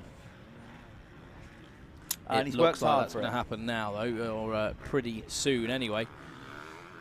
Not much longer left now. of the expert race? Yeah, I was just trying to see the gap between Sam Atkinson and Kessel. It's quite a lot. Obviously not splitting them by class. So Sam Atkinson was 27 points behind Kessel for the championship coming into this race. He's at least pulled more than 3 back. So that one looks like it's going to the last race. Yeah. Which is nice. It is nice. It keeps us excited. Not for them. Brilliant for us. We need to let the guys know how many bottles of bubbly we need as well. Okay. So if you could work that out mathematically in your head. I haven't got a clue. No. Over order. Then there'll be some spare. 10. I'm just saying. 10. Yeah, 10. And if we just need 2, that's 4 for That'd me be and all you. right, yeah. We can get champagned up. Yeah, we need to celebrate the end That's of the year a poorly as well. drunk, though, isn't it, that? That's a poorly drunk. So Southgate is looking good. What I like about Sean and the whole team setup is the continuity. Always look the same. Yeah, they run the blue kit, all blue kit, with the red bikes, and they have done for years. That's their signature team look. He's easy to spot because of it. And they do a great job over there at the Hertz racing team, Hertz Honda. Glenn Phillips is feeling this one again, I think. Is he? I seen him pull out yesterday. I don't know. Maybe the track's just... There it is. Checkered flag. Do you want to go and talk to Sean? Celebrate the championship with him? Callum's going to go over there and speak to Sean Southgate at the winner's circle. We're going to go again to a quick ad. When we come back, we are racing with the elite riders, the pro riders, for their first Lyfelinez fastest 40 race of the day. See you in a while.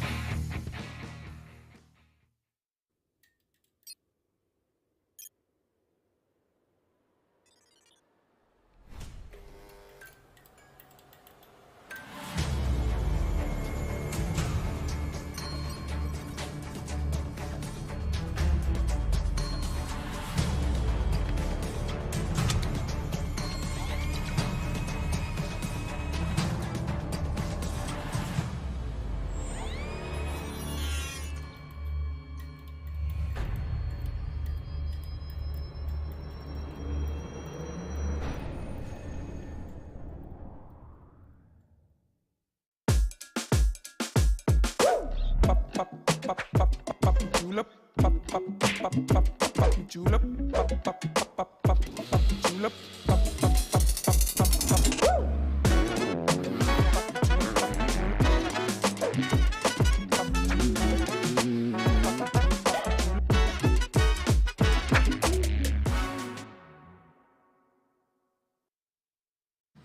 There we are, the 2022 MX1 Expert Champion. Wow, how does it feel? You're happy about that? I'm sure you're pretty much ecstatic. You just dominated last half of the season. You smashed it. Anything you want to say?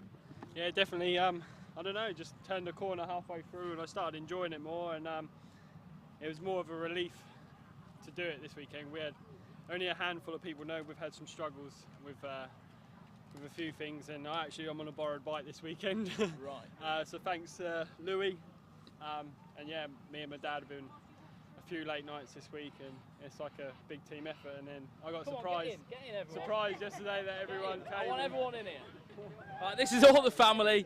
We did have a premature moment with the what we got, Prosecco. There's no budget over here. This is budget racing. Look, we'll give him a shower of that. Well done. Next up, we've got the pros. You guys just enjoy this moment, okay? See you later.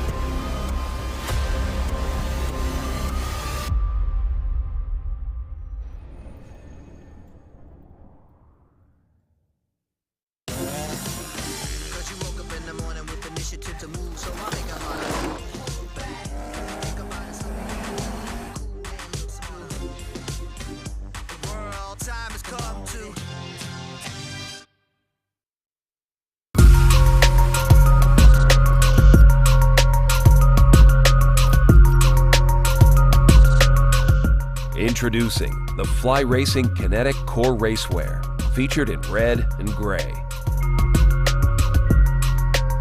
The Kinetic Core jersey with tagless comfort stretch collar and relaxed shorty elastic sleeve cuffs is constructed with multi-panels for comfortable fit and maximum performance.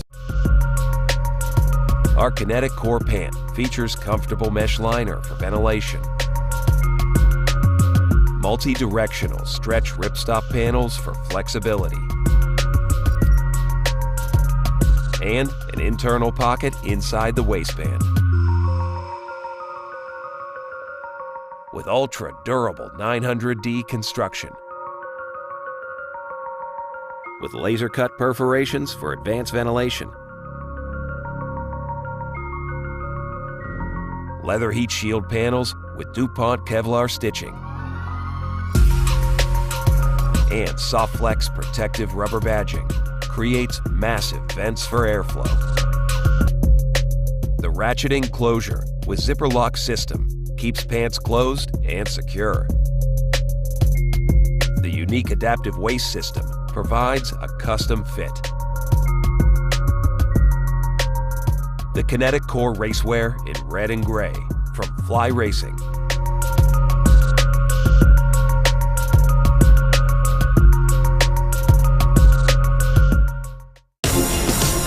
Cause you woke up in the morning with initiative to move, so I make it harder. Hold back, think about it, so many people do be cool and look smart.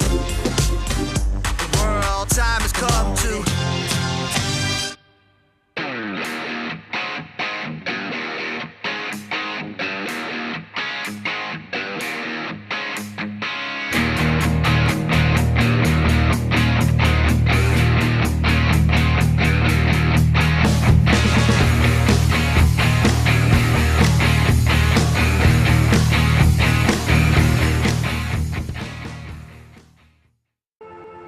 You found it. This thing sets you free. It makes you feel immortal and exposes every weakness. This thing can hurt, but it teaches you how to overcome. And that's exactly why you do this thing. This thing is what makes you great. Embrace it. Believe in it. Be who you are.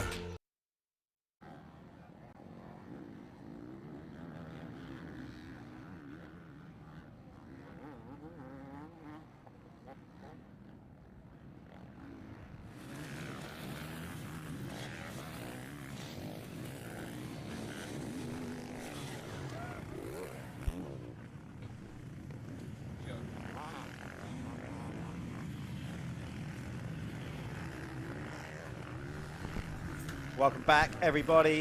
This is it then. We are getting ready for the Lyfelinez fastest 40, incorporating the Leatt MX1 title. Psyched. The MX1 title, brought to you by Leatt, has already been won by Harry Kulas. The Apico MX2. It's pretty close, isn't it?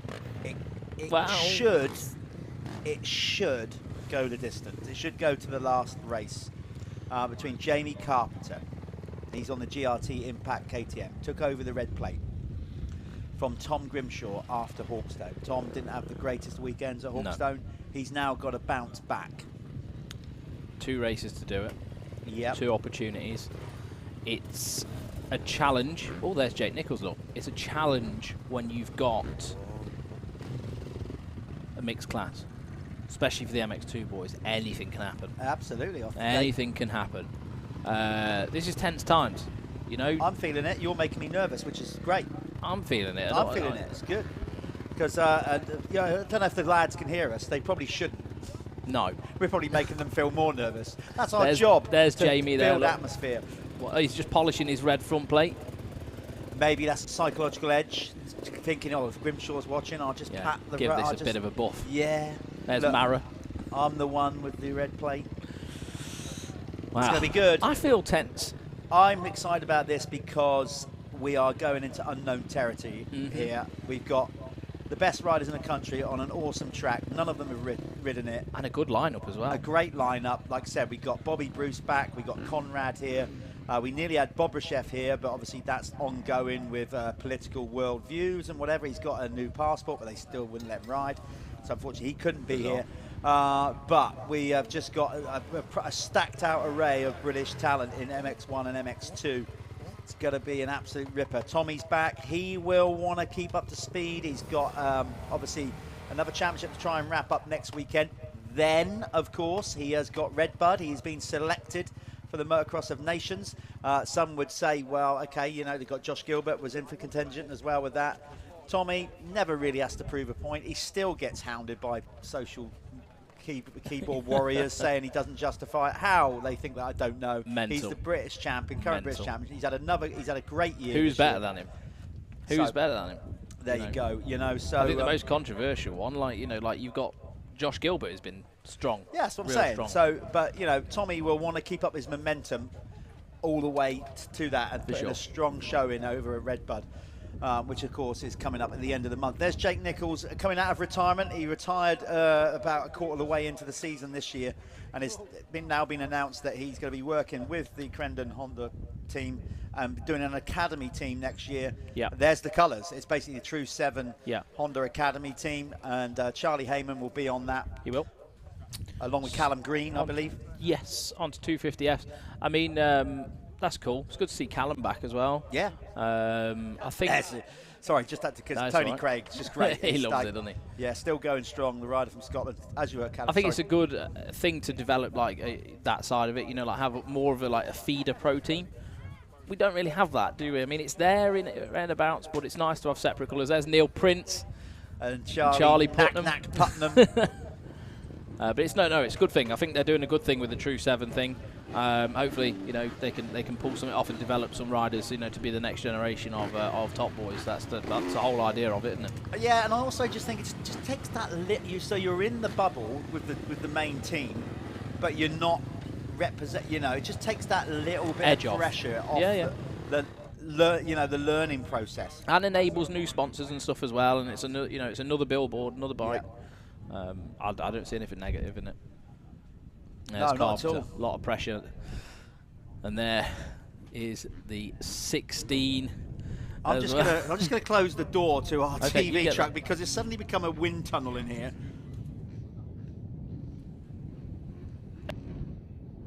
You're muting me. So yeah, so Jamie Carpenter and Tom Grimshaw on the number 16 Chambers bike. They're going to be going at it. It's GRT Impact KTM versus Chambers Racing. Who's going to come out on top? That is going to be the question. MX1's already sewn up. Kulas took that at Hawkstone Park, so the pressure's off of his shoulders. And this is where it begins. There he is, the number 184, Jamie Carpenter. The eyes are on him, Jeff. They are absolutely on him. I just want to quickly get this announcement done and go off on a major tangent at this point. I'd just like to thank Valerie Weber for all her support and comments throughout the year. She really does love the live stream. She's actually made it out to the event today and made us some cakes. What a lovely woman. Valerie, and they're very good as well. Thank you for being our #1 supporter. They're quite Moorish. Always being positive. Thank you. Right, let's get down to this. This is going to be great because I just don't know. Honestly, like normally we come to a track and we know that somebody's got form at that track or it's one of their favourite tracks. Yeah. You know they're going to be good.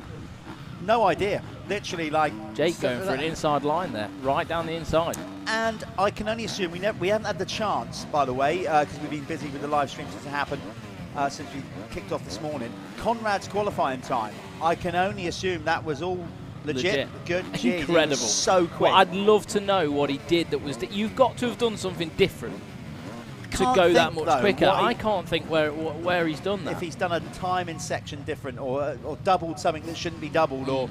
But I'm trying to think where that would be. Like, what's he done? Like that's like 3 seconds. Yeah.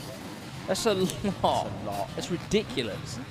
Yeah, so look at the line at the rear talent. There's Tom Grimshaw. He's got Jamie Law next to him on a 252 stroke. Tommy Searle on a 450 next to him. There's Kulas, the champ. And Dylan Walsh, who was fastest on News the 250s. in the middle. Next, look at the lineup. Muse next to Gilbert, next to Banks Brown, was that 44? Yeah, we've got Garland in there as well. There's the last year's youth champion. Basically MXY. Well, Alfie Jones. Yep, 250 champion Alfie Jones on the Chambers machine. Right. Listen, if you've made a brew at home or whatever, put it on the table, because this could go off. You might end up spilling tea all over yourself. I've got goosebumps. Look at the light. We've got a full gate. Nearly, but almost, Almost. nearly as good as. And look at the paddock rammed in the background. Right, here we go, the finale. Opening moto. Lyfelinez fastest 40. Who's going to pull the whole shot? The revs are up, gate drop. Here we go. It looked like a good one for Kulas. He scrubbed it, but Muse. Look at Muse.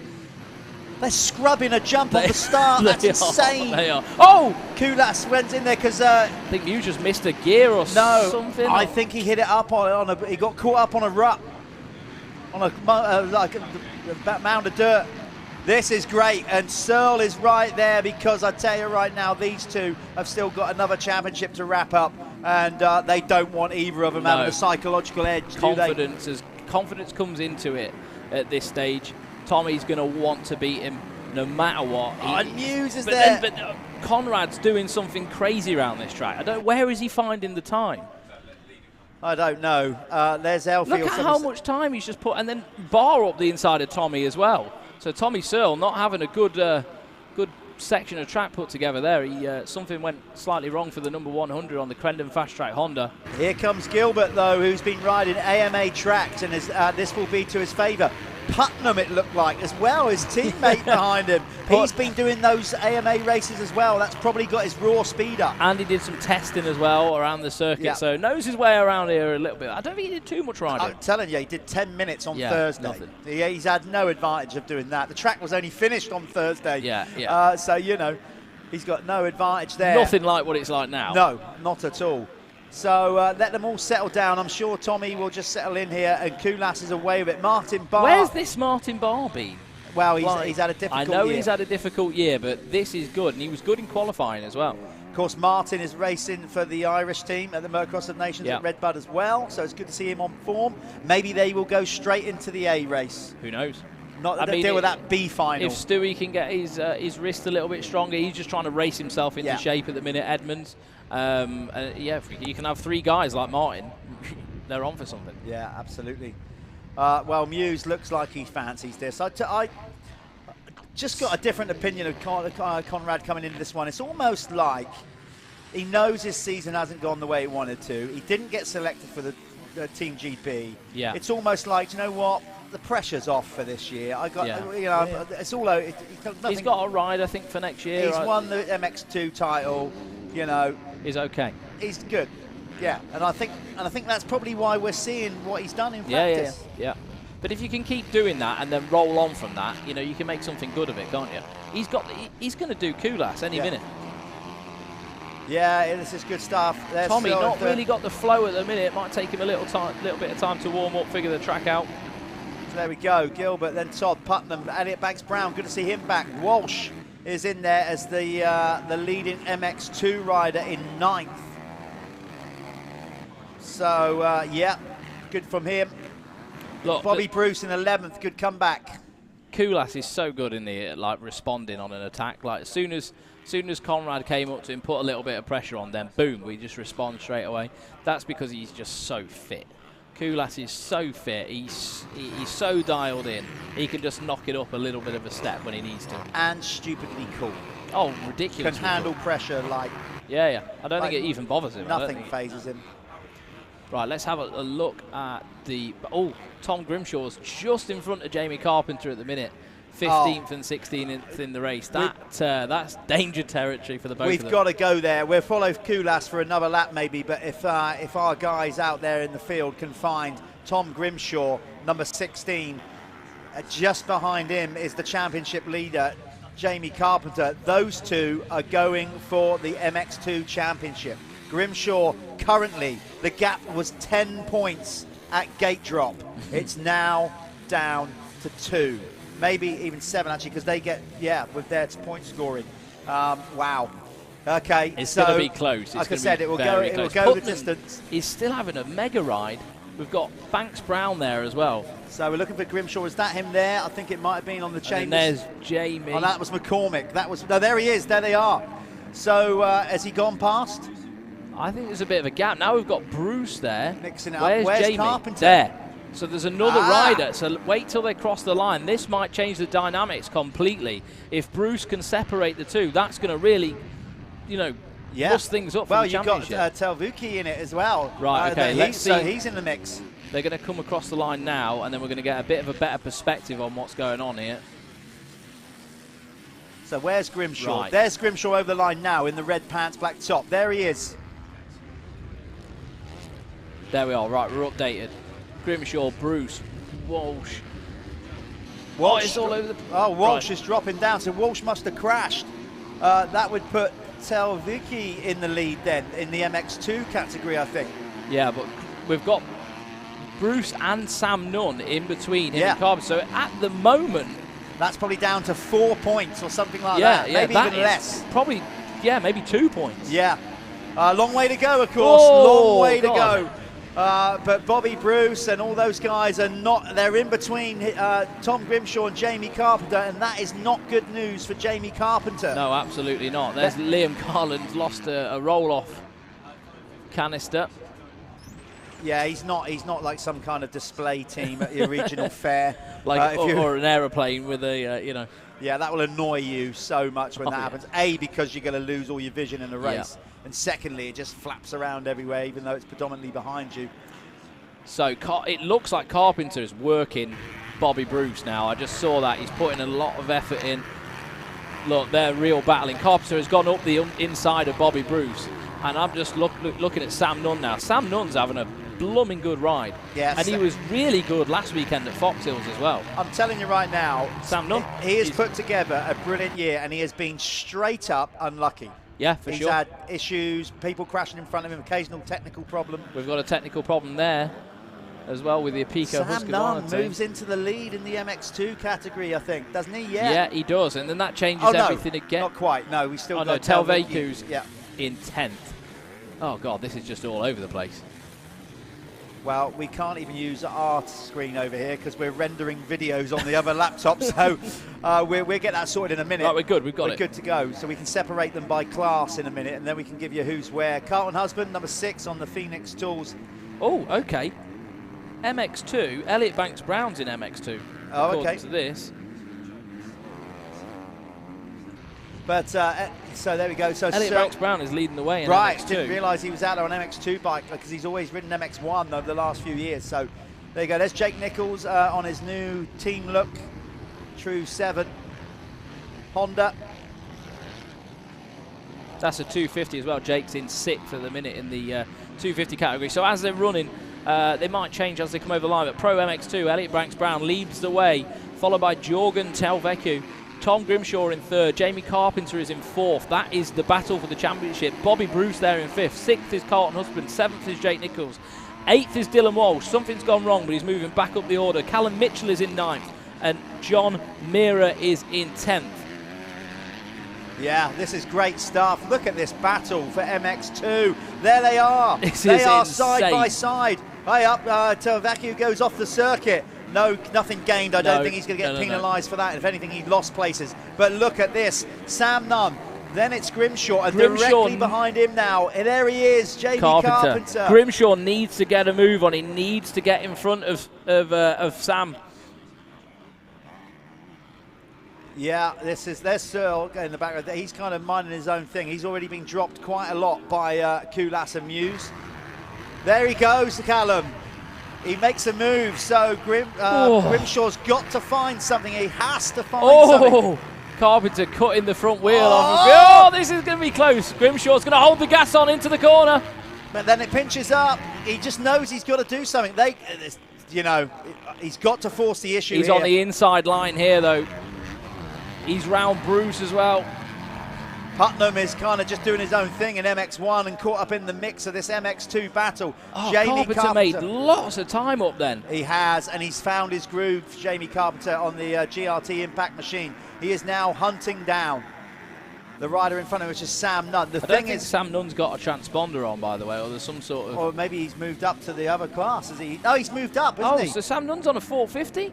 Yes. Suddenly I remember now, somebody told me that. So for the final round, he's gone up to a 450. So this is even closer than we thought then? Yes. So Sam's been riding MX2 all year. Okay. For the final round, they've pushed him up to a 450. Okay. Because I think he might be riding the 450 at the coupe.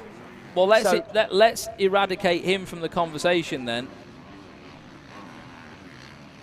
Yeah, there's... Okay, so... Here we go. Conrad is coming back towards Harry Kulas. The gap is down to 1.7. Jorgen Telveku has passed Elliot Banks-Brown on that lap as well. So Banks-Brown's going to be just dropping back a little bit towards this battle between Carpenter and Grimshaw. Bobby Bruce is also in there. There's loads of factors. Yeah, there's loads of factors. We're just trying to pick up our race leader. It's all got a bit mad out there. There's Tommy Searle in third, still being hunted down by Martin Barr, who just about keeps it on track. That was close. That was close. Look at that turn up the top, the way Barr went over the top of the hill. He's riding super good. Martin Barr is back to his form. The guys are down there ready to water the track, but I wish the guy in the water bowser could move out of the way so we can see that corner. So there's Grimshaw. He's now coming under pressure from Carlton Husband. Remember, Carlton Husband took his first ever pro race win last time out with us at Hawkstone. Grimshaw's got to find something now. He has to find something and bite back. Bruce is in front of him. Carpenter's getting away. Like, you've got to focus. This is time to shine. Yeah, it's slipping away. It's slipping away, as is Jamie Carpenter, who's starting to pull away ahead of him. Grimshaw's got to dig deep. He's got to find something, or he's got to do some kind of praise to the gods to make something happen. Yeah, big time. I think, I'm thinking Bruce might start tiring in a minute. He hasn't been racing. You know what I mean? Like, maybe that's going to be, a passing opportunity, and he's going to be on the back end of Carpenter again. But I can't see Carpenter tiring. Carpenter's going to keep pushing this till the end. He has indeed. Not a good sign. Tom Grimshaw looking behind him. Never a good sign if you want to be charging forward and you're worrying about who's coming up behind you. Or maybe that's an injustice. Maybe he's just having a little look around him. Right, okay. See who's there before he rolls the dice. Carlton. Carlton's not really in the championship. Yeah. We're good. Yeah, but right now, so like I said, the young Estonian, Jorgen Telviki, is leading the MX2 class. Here we are. Muse is laying it on. Yeah, the unflappable Harry Kulas won't mind. He's found a few seconds, so he's a second quicker on his best lap. And last time round, he was also, around about a second quicker. So Muse is wound up the wick, and he's on the back of the 151. Yeah, you got Petr Petrov there in behind him. He's tucked in behind them. I think he went off track or into the pit box, has come back out, and is just trying to tag on to these two for maybe a bit of raw speed. The rider, you can see on the Kawasaki, is not actually in the lead. No. The lead battle here, sorry. It's Harry Kulas. Kulas finds something on that part of the track every time. They're going over that sand jump in the middle, the mound. I don't know why. He just seems to be able to find a little bit of pace. But then Conrad's way quicker out the back part of the circuit. So it's sort of like to-ing and fro-ing a little bit at the moment. Yeah, Conrad looks like he's rocking the 2023 Fly kit, as is, of course, the race leader, Harry Kulas. So one of our incredible sponsorship partners. There you go. You've got two of your guys out front doing all your advertising for you. That's it. There's no need to even say it. They're there, black and white. Yeah. There they go. Looking good. They have broken Searle now. I don't think Tommy is just like, you know what? 16 seconds back. Yeah, he's not too worried. He's still got that. Like I said, he's been going at it all year with Harry Kulas. I think he would have wanted to do something, though. Maybe, I don't know. We'll have to find out. See, he might come out in the next race with a little bit. But maybe he's just using this first one to learn the track. Maybe he's got a lot to lose. He's got a lot to lose. We've seen it before, and then he bounces back in the second moto, digs deep if he has to prove a point. He knows. Listen, Harry's already won the championship, so that makes a big difference straight away to Tommy's mindset. He's like, well, I've not won the championship, so I don't really have to. There's no money on the line. Yeah. So here we go. Muse gets a hell of a drive round the finish corner. He's going to have to. He's going to pinch him off as well. He gets it done. Outside to inside. New race leader, Conrad Muse, with a Trailer park move round the outside, gets it done. We've got a new rider in the conversation for next year in MX1, that's for sure. Good. Yeah, Basically, seriously good. I hope Conrad does more races in the UK and certainly comes and races all the MX Nationals next year. I'd love that. So let's see. But listen, you don't rule out Harry Koulas at this stage here. Just have a little rethink. Follow him for a few laps. There's something Conrad's doing or got where he's able. I mean, I know it's only a second quicker. That's still a lot in a Pro 450 race. He's obviously finding something on the track, some part of the circuit where he is better than the other guys. That qualifying time was absolutely ridiculous. Yeah, it was. It was. Fair play to Petr Petrov because he hasn't been dropped that much actually. Trying to follow those guys. He shows how important the start is. Yeah, he might run out of steam a little bit later if these guys keep this pace up. But Conrad, as I said, there's certainly the top part of this circuit is very similar to his practice track down there in Shepton Mallet. Yeah. Big jumps, clay content, very similar. So he'll feel completely at home, even though there's a new track for everybody. It won't take, what I'm saying is he'll probably dial it in better than many. Yeah, understands the conditions, understands how it's going to develop a little bit more. Probably has good suspension settings for it as well. It's starting to get pretty rough in and around that bit. That section is much more loamy dirt, real nice soil as they go off that drop down into the woods. I am literally, Callum, like a child doing homework, right? I'm so impressed. I'm going to go away this winter and start coming up with some names for the sections around the track. That'd be good, wouldn't it? Yeah, and well, by the way, we need to find bits for different riders. Also, anybody viewing, if you want to get involved with the Michelin MX Nationals next year as a sponsor, or Oxford MotoParc, you know, maybe we can start naming sections of the circuit after your brand. Just throwing it out there. Could be. We could have the Worx Sports Insurance Sandhill. I'm saying any investment in the motocross, it's going to be a good thing.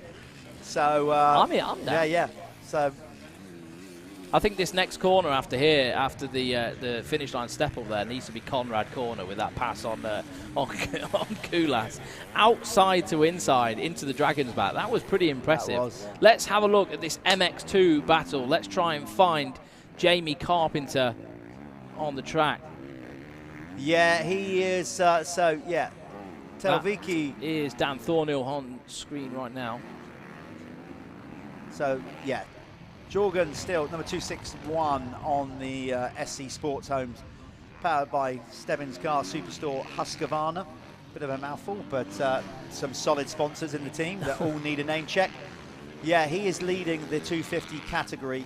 Elliot Banks-Brown still in second. Then it's Jamie Carpenter now in third. The main thing here for Jamie Carpenter on the GRT Impact Machine is he is ahead of Tom Grimshaw. Yeah. So that is going to stretch and the lead out by another two. There is the red plate holder, just about to come over this jump right now. You can see him with the GoPro on his helmet, about to go into the Dragon's back. And is that Tom Grimshaw? It is. Grimshaw's right behind him now. So are we going to see a bit of a battle at the back end of this race? Grimshaw literally has to beat Jamie. He does. He has to beat him, because otherwise that gap's just going to get unrealistic. Obviously, if it stays under 25 points after this it last goes one, to the next race. It goes to the next race. But if but then you're relying on Jamie making a mistake.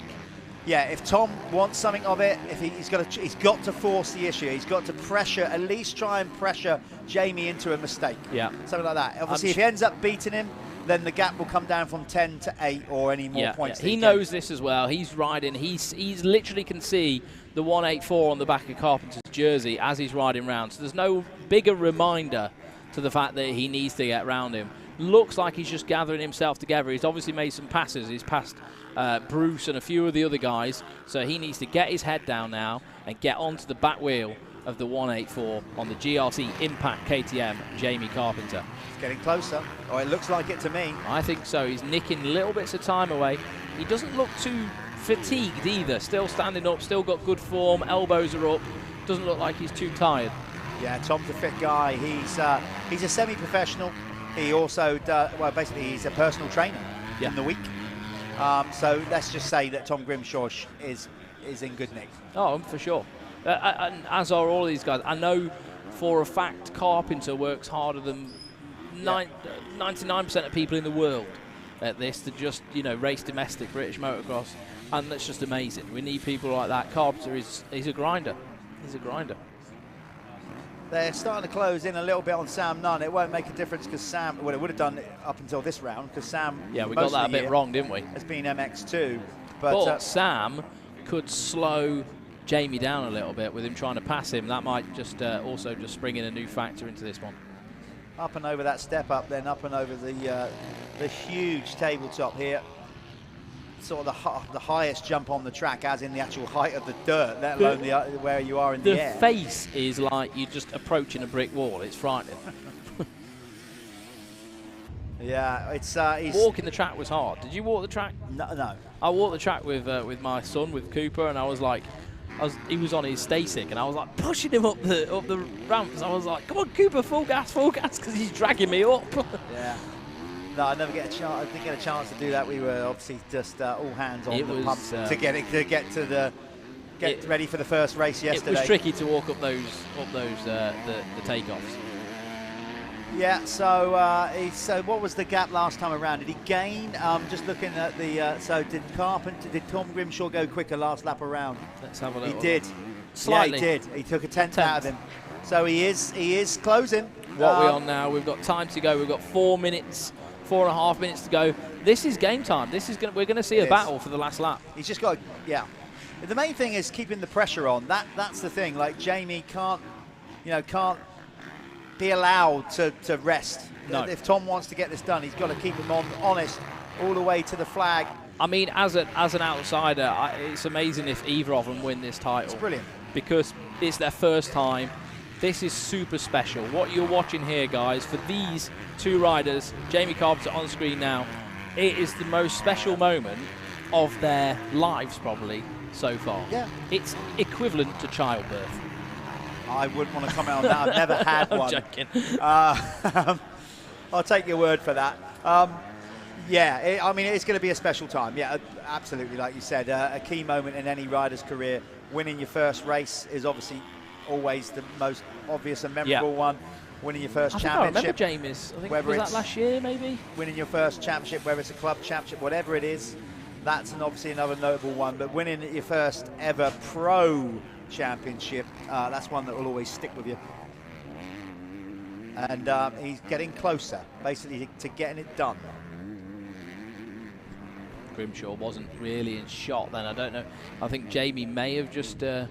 I think he's gapped it out. Got a few tenths that lap round. It's so on this circuit though. It's so easy to like make a bit, lose a bit, make a bit, lose a bit, because the lap's really long. It's 2 kilometre lap, and you've got lots of factors. You've got sand, then you've got hard pad, then you've got clay, then you've got like this section's watered, this corner's slippy.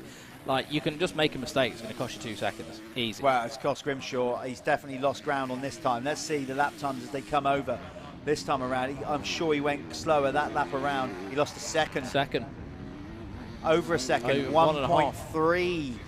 So the gap goes out. Carpenter now,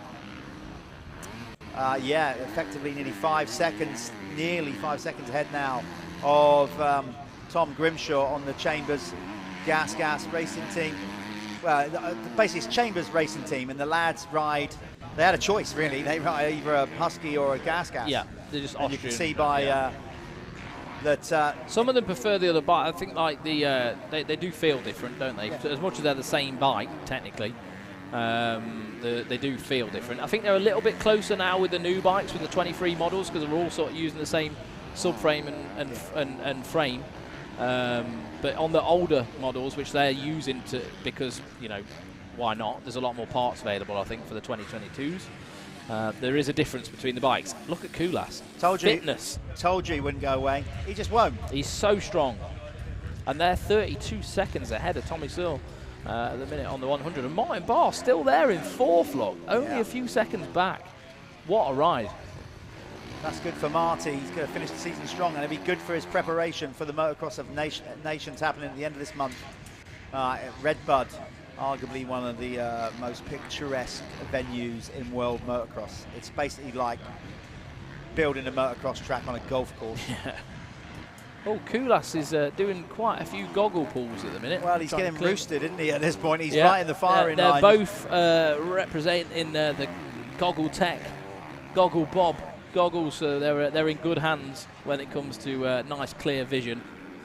Koulas wants it. He's got, like I said, it's actually in many ways, this is kind of good for Harry Koulas because although he's won the title, like we said, he's got the other championship to try and wrap up. Yeah. And so having Conrad here, it keeps him honest. Oh, for sure, yeah. Keeps It's going him, to keep him on his toes. Yeah. Do you know what? I wish we had some sort of betting app that we could like do little bets with each other on. Maybe we'll get something coming in the future. Just thought I'd drop that in for one of my mates. My mate's developing it at the minute. It's going to be coming soon. Paul Sills, just drop that in for you, and then me and Jeff can have little 10-quid bets throughout the day. You know, obviously with the guidelines with betting and all that, but you know, you can place bets in other sport. Why not motocross? We need something on motocross, don't we? There we are, Paul. I'm going to get you in touch with Neil, and we're going to get something sorted out for 2023. There we are. There's Martin Barr on the Apico factory racing Husqvarna. Probably one of the best performances I've seen out of Martin Barr for a long, long time. He looks unbelievable, and I'm sure he's going to be super happy with this. He's not too far behind the 100 of Tommy Searle on the Crendon Fast Track Honda.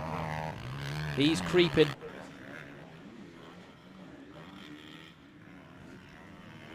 He is creeping. I think Tommy's, 2 seconds. It's not a lot.